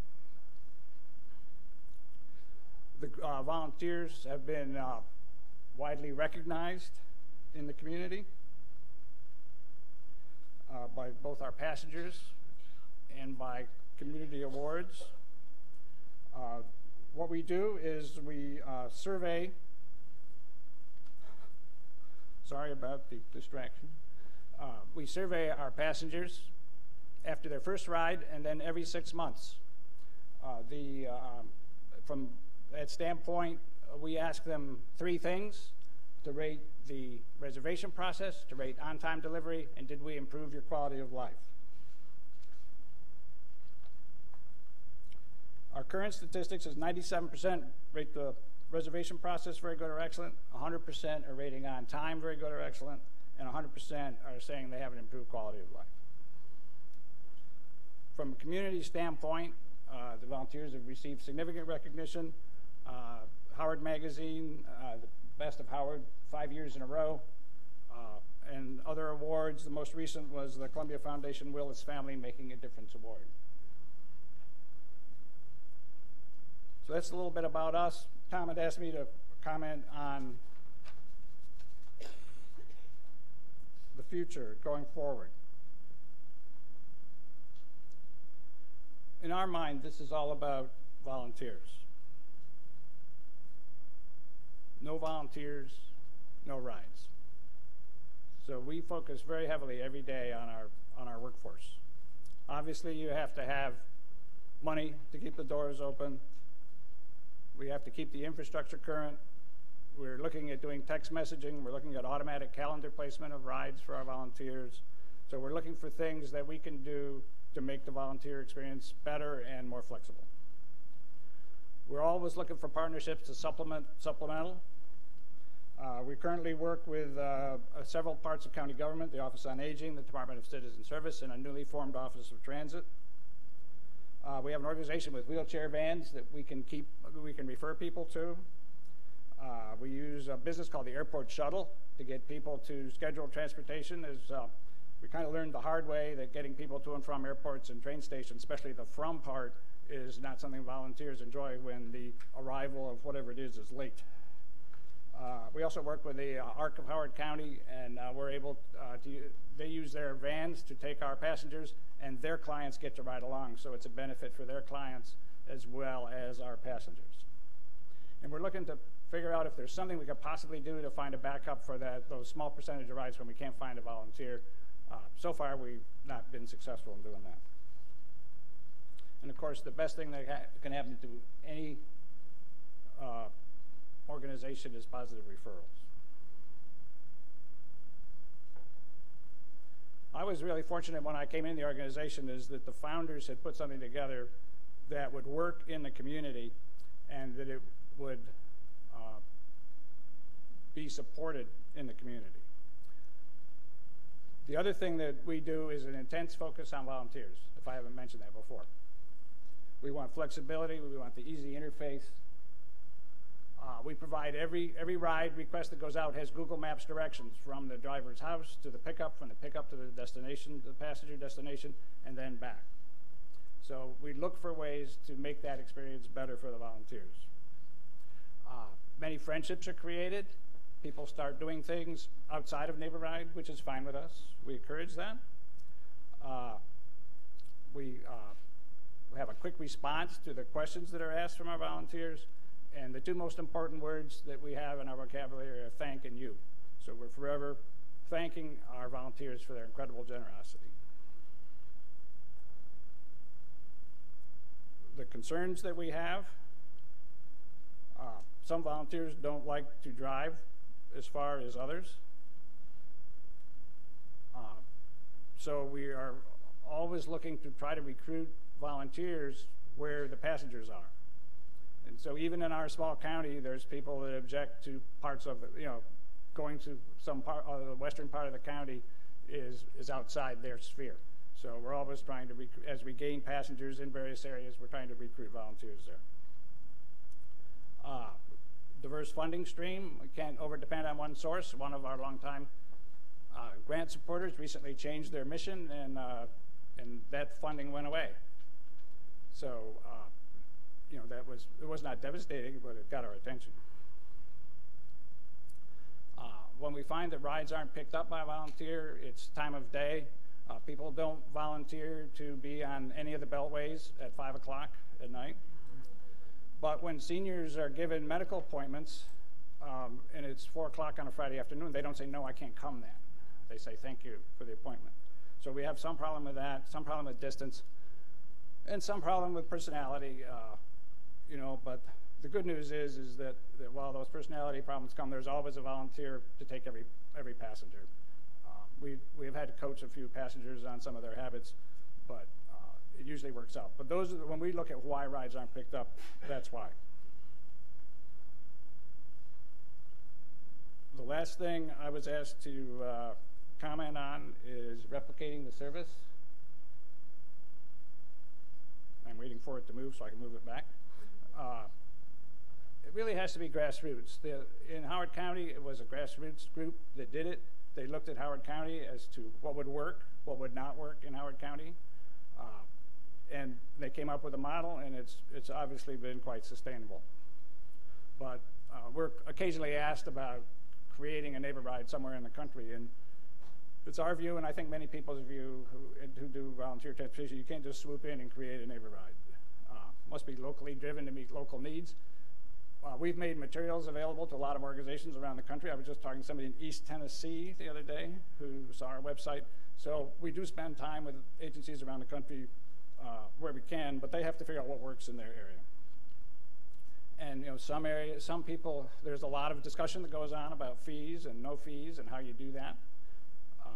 A lot of discussion will go on about area of coverage. So that's the thoughts on that. And few last things to close. Just want to make sure I mentioned how important volunteers are to us, because I didn't make that point. And as the last speaker today, I wanted to thank you for your attention.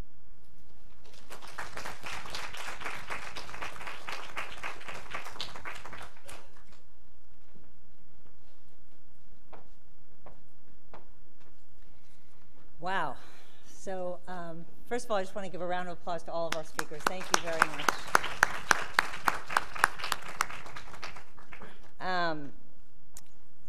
At the beginning of the presentation, so John mentioned the longevity bonus.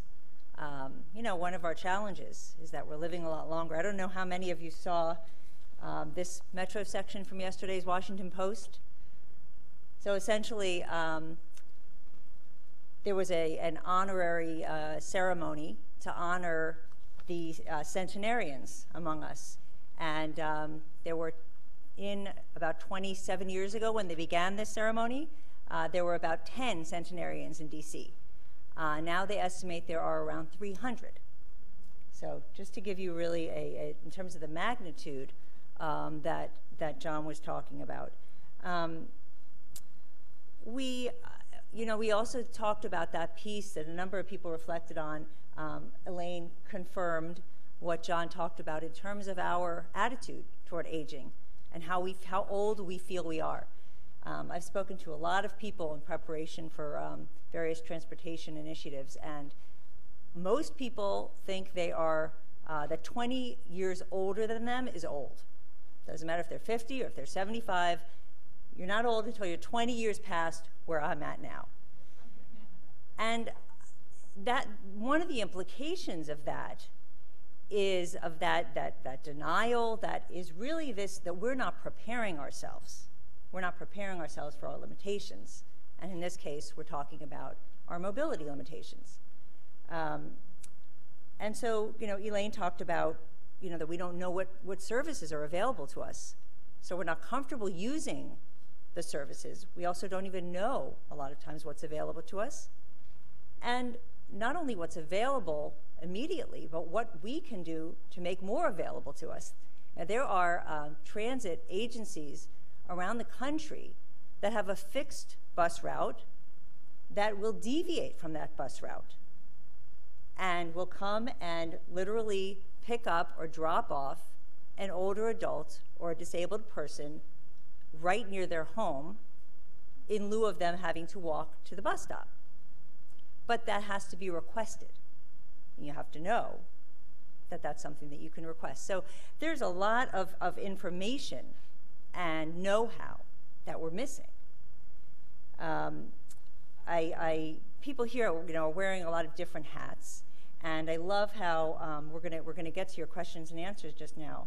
I love how Julie talked about how Capitol Hill Village is trying to reduce the volunteer demand load, the request for volunteer drivers, by making people aware of what else is available and making them comfortable using those things. And so I wanted to open up, before we open the questions to you all, and just pose a question generally to the panelists in that regard. So, so what do you see as some roles or opportunities for various entities, be they a neighbor to neighbor, a senior village, or some other neighborhood or faith-based group, or local governments? What do you see as the role for various entities to empower older adults to know about and be able to take advantage of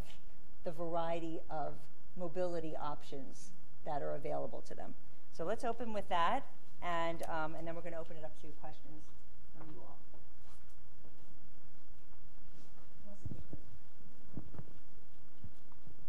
This gives me an opportunity to give a plug to a website called virginianavigator.org. And there's two sites within that, seniornavigator.org and disabilitynavigator.org. These are websites that offer resources on a variety of subjects. Transportation is just one of them, housing, legal, taxes even. They're excellent resources. When they started out, they had a coordinator in each district of the state of Virginia working with and establishing partnerships with, they have one with the libraries, with the senior centers. They established partnerships with ethnically based institutions such as the Korean Central Presbyterian Church, and language-based, because a lot of folks obviously don't use the internet. So people go to the library, the senior center, or these other places, and there'll be a person to help them get those resources online and translate it for them if they weren't online, and get it in the language that they could use or translate it. The funding, I think, has been cut back as far as the partnership side, which is sad, but it's a great resource to get information and to promote the services that are available. Montgomery County also has something online. We have on the Montgomery County website, there's a senior site, a section, and one of the subtopics is transportation, and that's really terrific. One of the things that we've done is taken a look at that segment of the website and made sure that it has all the information that's necessary. There are a lot of seniors, present-day seniors, who really don't have access to or know how to use computers. And so that makes a big difference, and we are pushing for some printed materials. When it comes right down to it, sometimes people don't know. They may know that there's something available, but the problem is that they don't take advantage of it until they absolutely need it. And so in some ways, got to figure out a way to have something that, and in Montgomery County, we have a 311 call line. So if you think about all of a sudden you need transportation, you call 311. They actually have are able to direct you to the right places. So it's a combination of all different kinds of techniques to get people to know what they need to know. Yeah, Eileen, I would agree, or Elaine, I'm sorry, Elaine, I keep calling you Eileen. I would agree. It's a similar concept to a previous life that I had where working with homeless individuals who are experiencing homelessness, and the idea of having a no wrong door policy. So whichever way you begin to access services or you begin to consider that you're getting older, you should be able to understand all of the resources that are available to you, whether that's transportation or nutrition or housing. And I think we need to revamp that concept and bring it to aging a little bit stronger. And I see a big access point through primary care physicians, because a lot of primary care physicians come to the village particularly and say, I'm noticing, but I don't know where to send people, or I'm seeing these chronic diseases pop up and people are not managing them well independently alone. And how could they? They're complicated, right? So thinking about this no wrong door and thinking about where folks are already plugged in and making sure that those key players have access to all of the options when it comes to transportation or anything else. This is something we struggle with every day. The majority of our passengers are not computer literate. I think that we have, out of the total we're serving, 2 who communicate with us by email. So how do we get the word out? How do they know we're there? We're surprised every week by people who don't know we're there. We put things in the senior centers. We go to companies and talk to HR departments so that workers who are dealing with aging parents can know about us for their parents. We have recently, through help of a donor, been putting an ad in the senior paper, the newspaper that comes out. I'm not sure if any of these things are helping, but it is really tough in a world of non-computer literacy, no computer ownership. We put tear-off things out with the little phone number on them. It's a huge part of what we do, and we don't have a good answer. We just keep trying and trying and trying to think of things as to how we can get to people. Great, thank you. So I mean, I love this idea of no closed door. Where what is the role of any entity that comes in contact with older people in terms of helping them, counseling them on their options, or at least bringing them to the resources that they need so that their mobility is improved. By way of a plug, Mobility Lab is currently producing a short video on this topic of options counseling and travel training that hopefully will be helpful to people and to organizations and will make it available to you. So let's go ahead and open it up to some questions. And there's a microphone right over there. So Tom is going to come to you with the mic.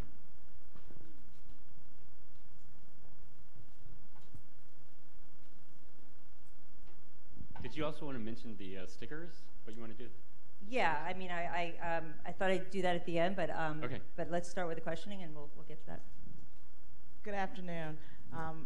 First and foremost, you all did an excellent job. Thank you very much for all that information.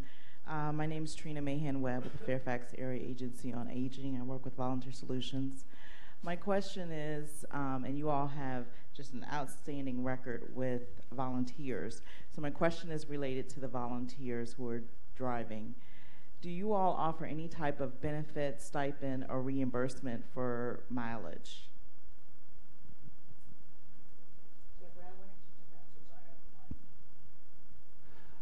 We offer fuel reimbursement to our drivers. It's a percentage of our fees. We do it quarterly. We just finished a quarter. I think out of 340, I had 10 requests. And they're not necessarily the drivers who took the most rides. The one driver, in fact, the one whose picture is on that slide, who did 416 round-trip rides in the last year, does not request it. He does it because he loves it.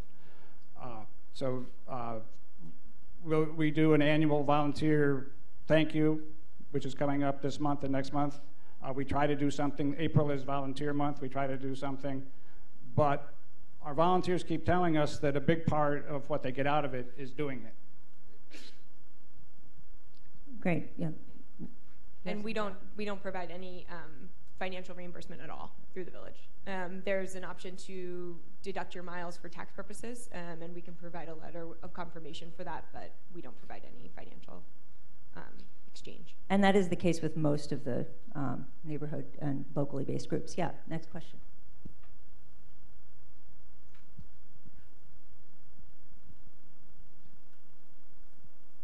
Hi, I'm wondering what lessons you think you can sort of extrapolate from your sort of localized experiences on sort of a national scale. Like, how can the nation and transportation systems deal with this aging population of the future?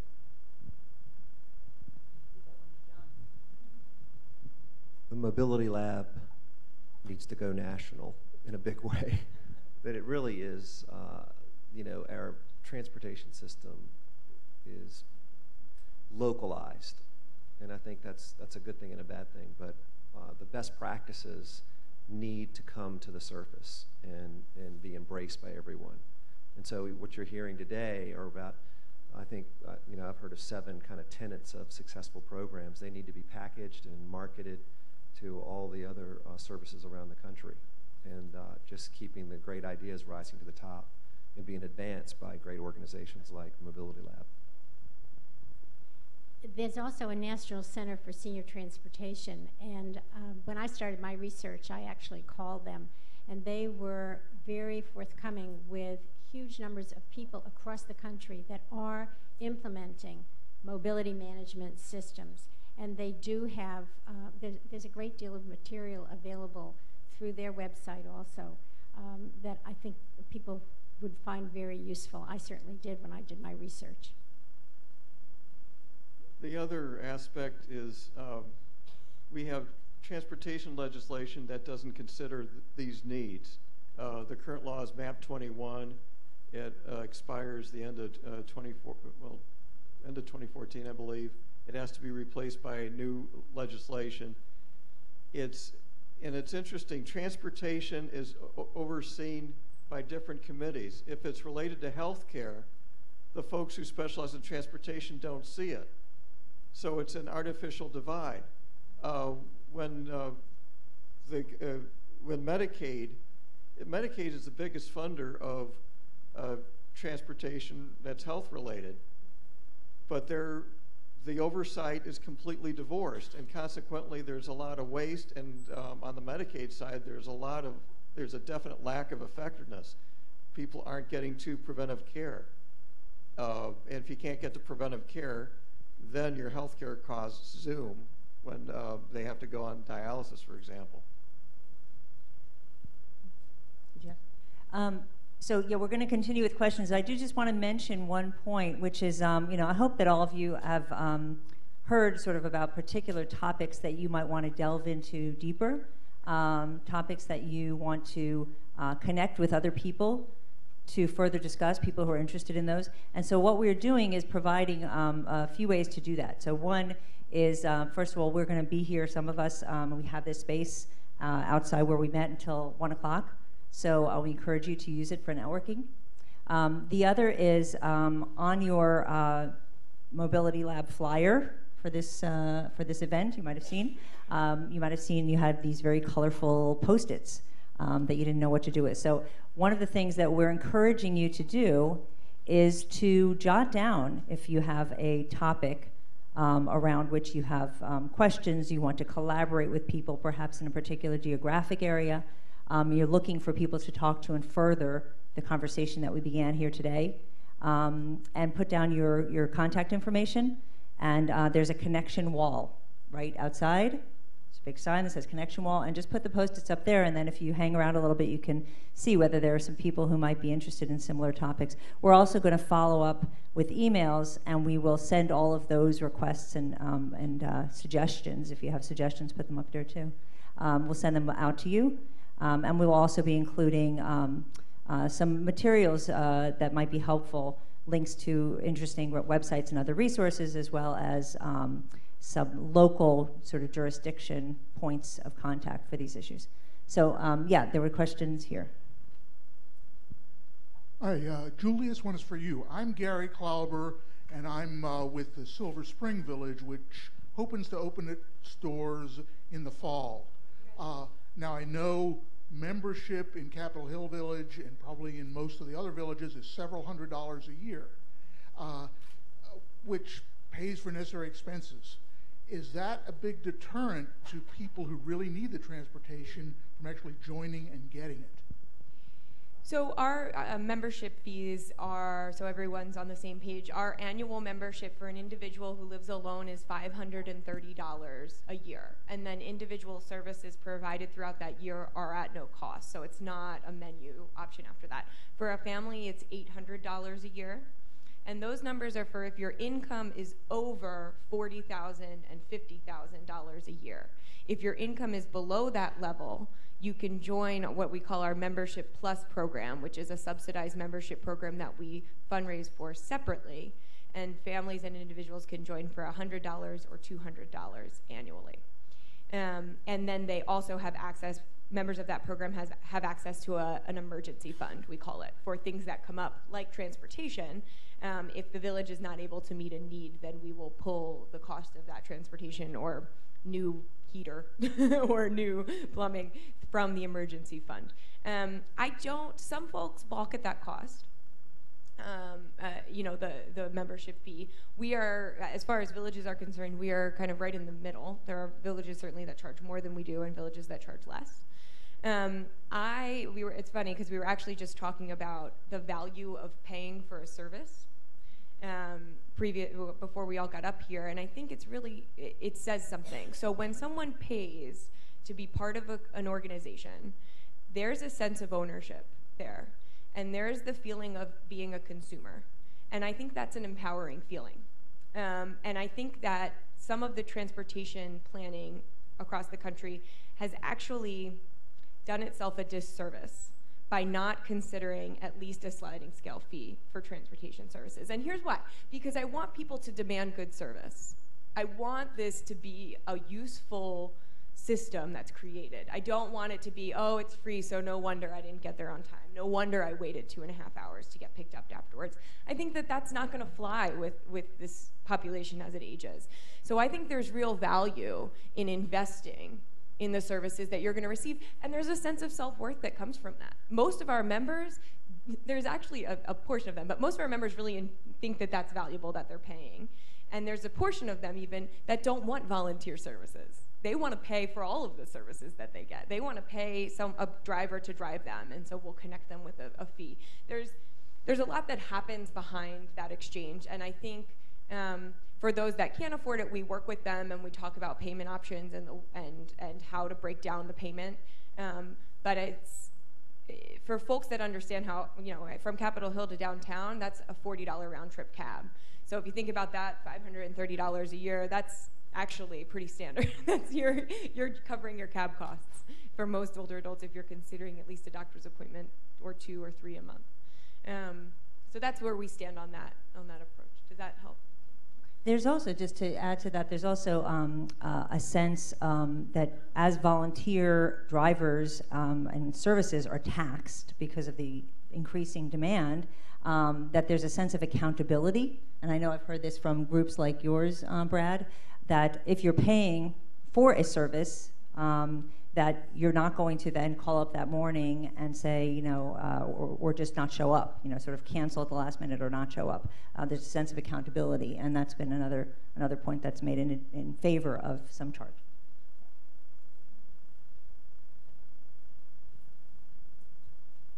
While we're waiting, I just want to give a heads up to my friends in the back with Independence Center of Northern Virginia. If you want information later on travel training, they'll be able to help you.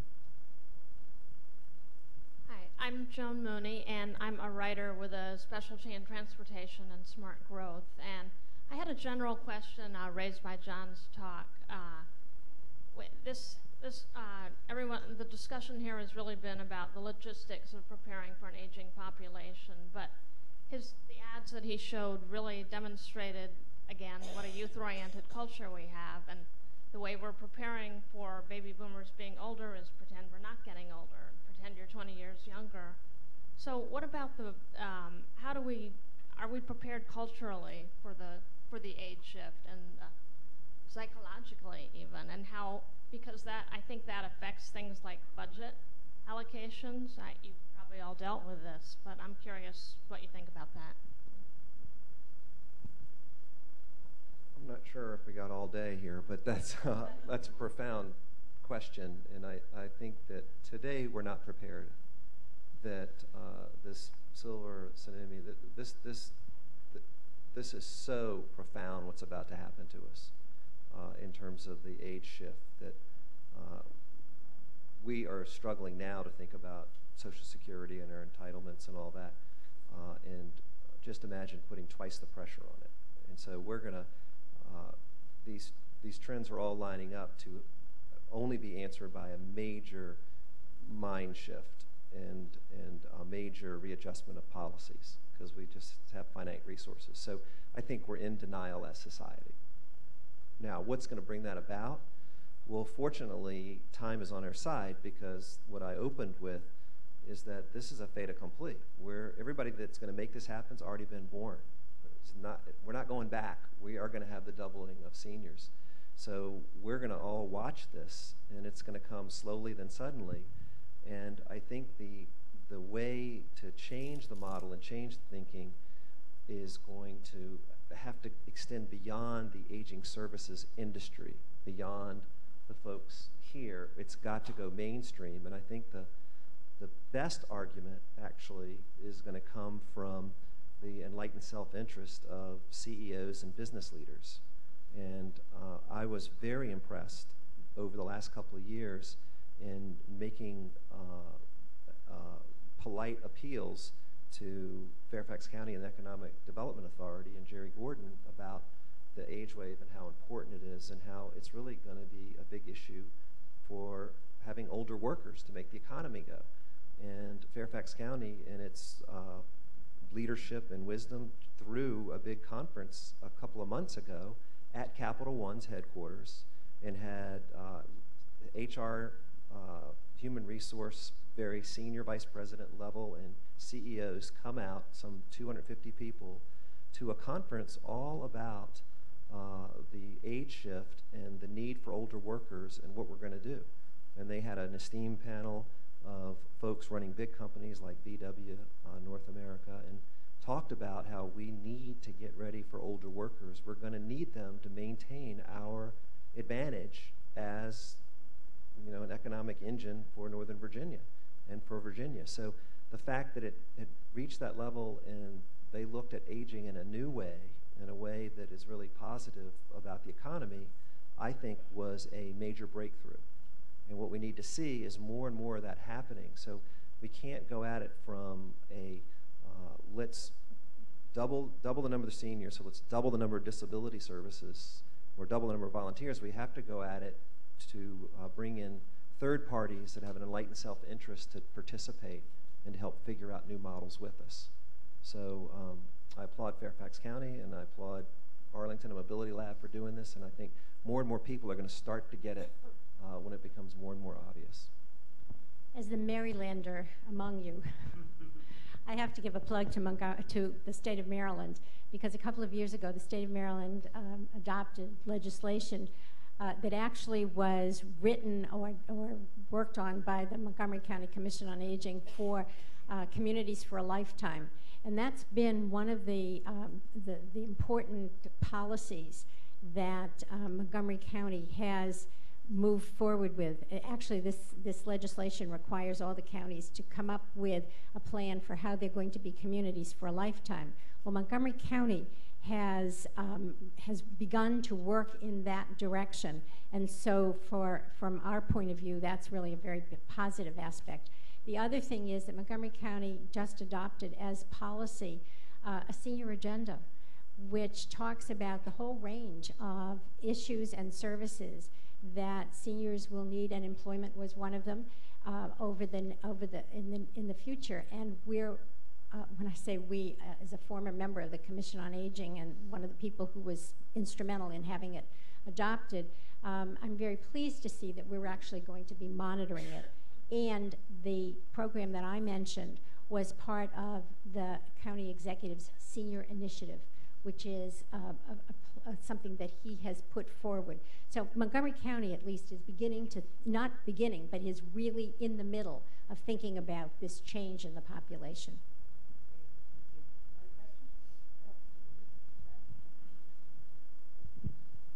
I just wanted to add that the state of Maryland also has a senior rides grant that helps support us. So that's through Maryland Transit Administration.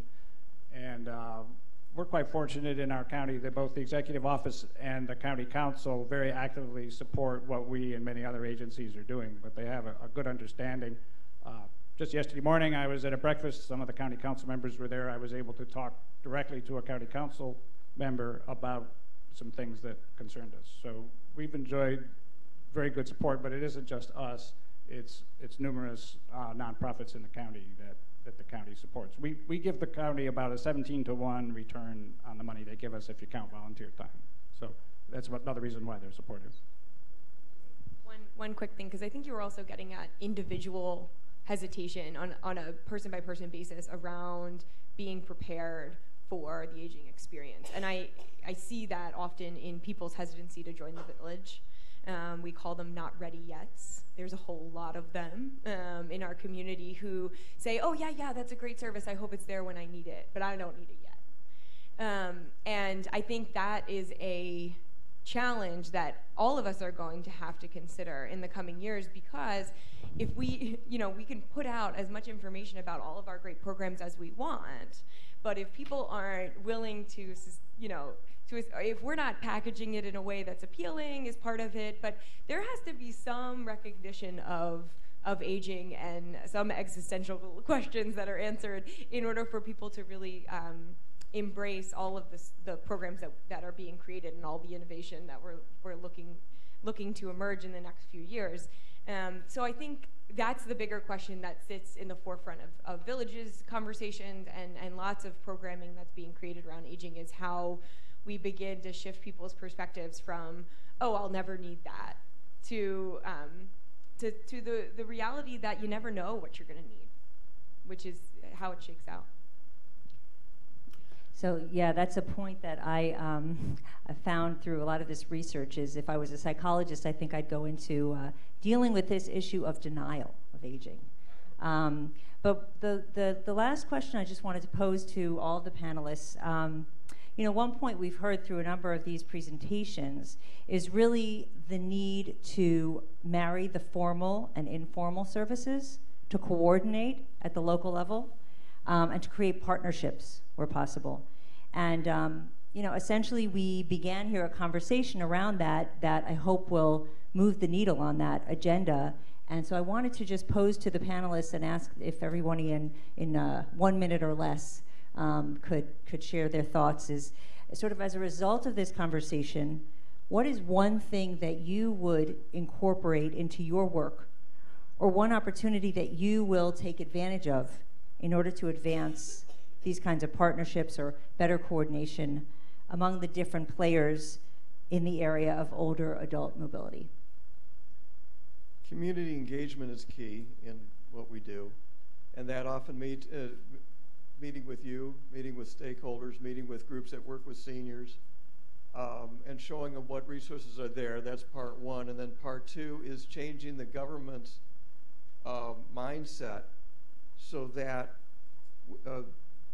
the services that government can offer to private organizations become available. There's transit authorities who donate older vehicles to nonprofits for senior center transportation and other things.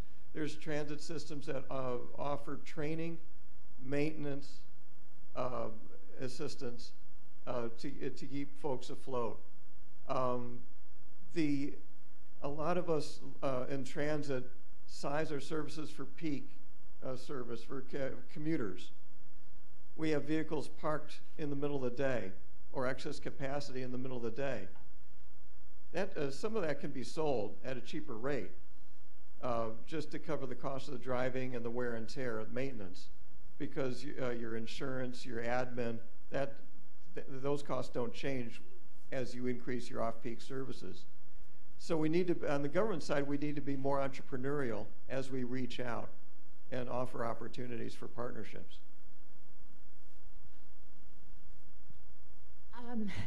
I've learned a great deal from all of the people who spoke today, but one of the things that I think is that I will go back and push for, and of course, as I said, my job ends in a few months anyway, is to really promote the idea that this mobility manager is not just for older adults, but is the window into serving the transportation needs of an entire community, and certainly an up-and-coming population of people who are going to need it.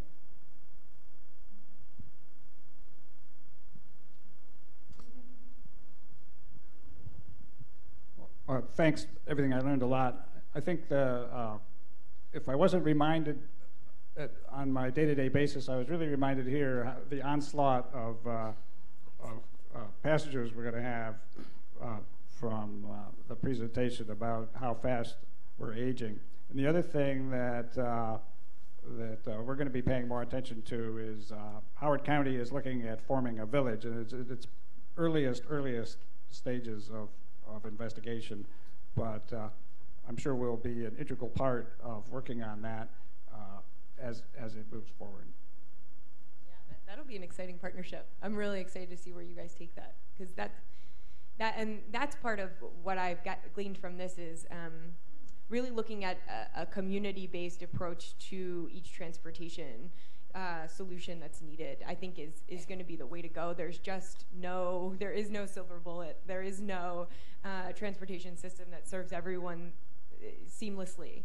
And so considering what exists in communities, building from there, and finding innovative solutions to fill gaps, and I'm going to pay attention to Howard County, I know, because I've spoken to the folks that are interested in forming a village there just yesterday, actually, and I would love to see what that partnership would look like if they worked with the Neighbor Ride program too, and why would they need to recreate a transportation program if this successful one exists? So being sure we're not duplicating services, but instead supporting each other, I think is something that I really heard today, and I'm excited to see more of.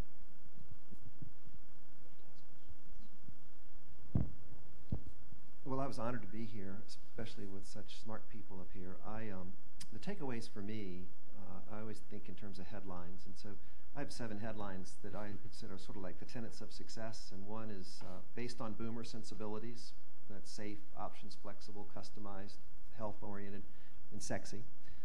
Based on all human needs, so yes, health is a big demand, but you should think beyond that. Number 3, mobility coordination. I've just heard that big time, how important that is. Number 4, volunteers are the key.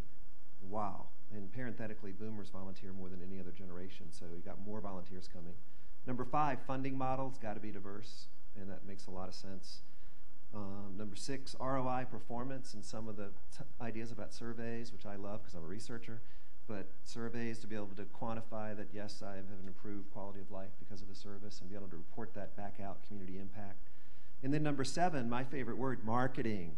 Marketing, marketing, marketing. One of the 4 P's is promotion, and you got to promote yourself to get more volunteers, which are the essence of a program. And then secondly, you got to promote to get more customers, to let your service be known. So a lot of times we forget that 4th P, but it sounds critical from this discussion. So those are my 7 tenets of belief, and boy, I have learned a ton. Thank you.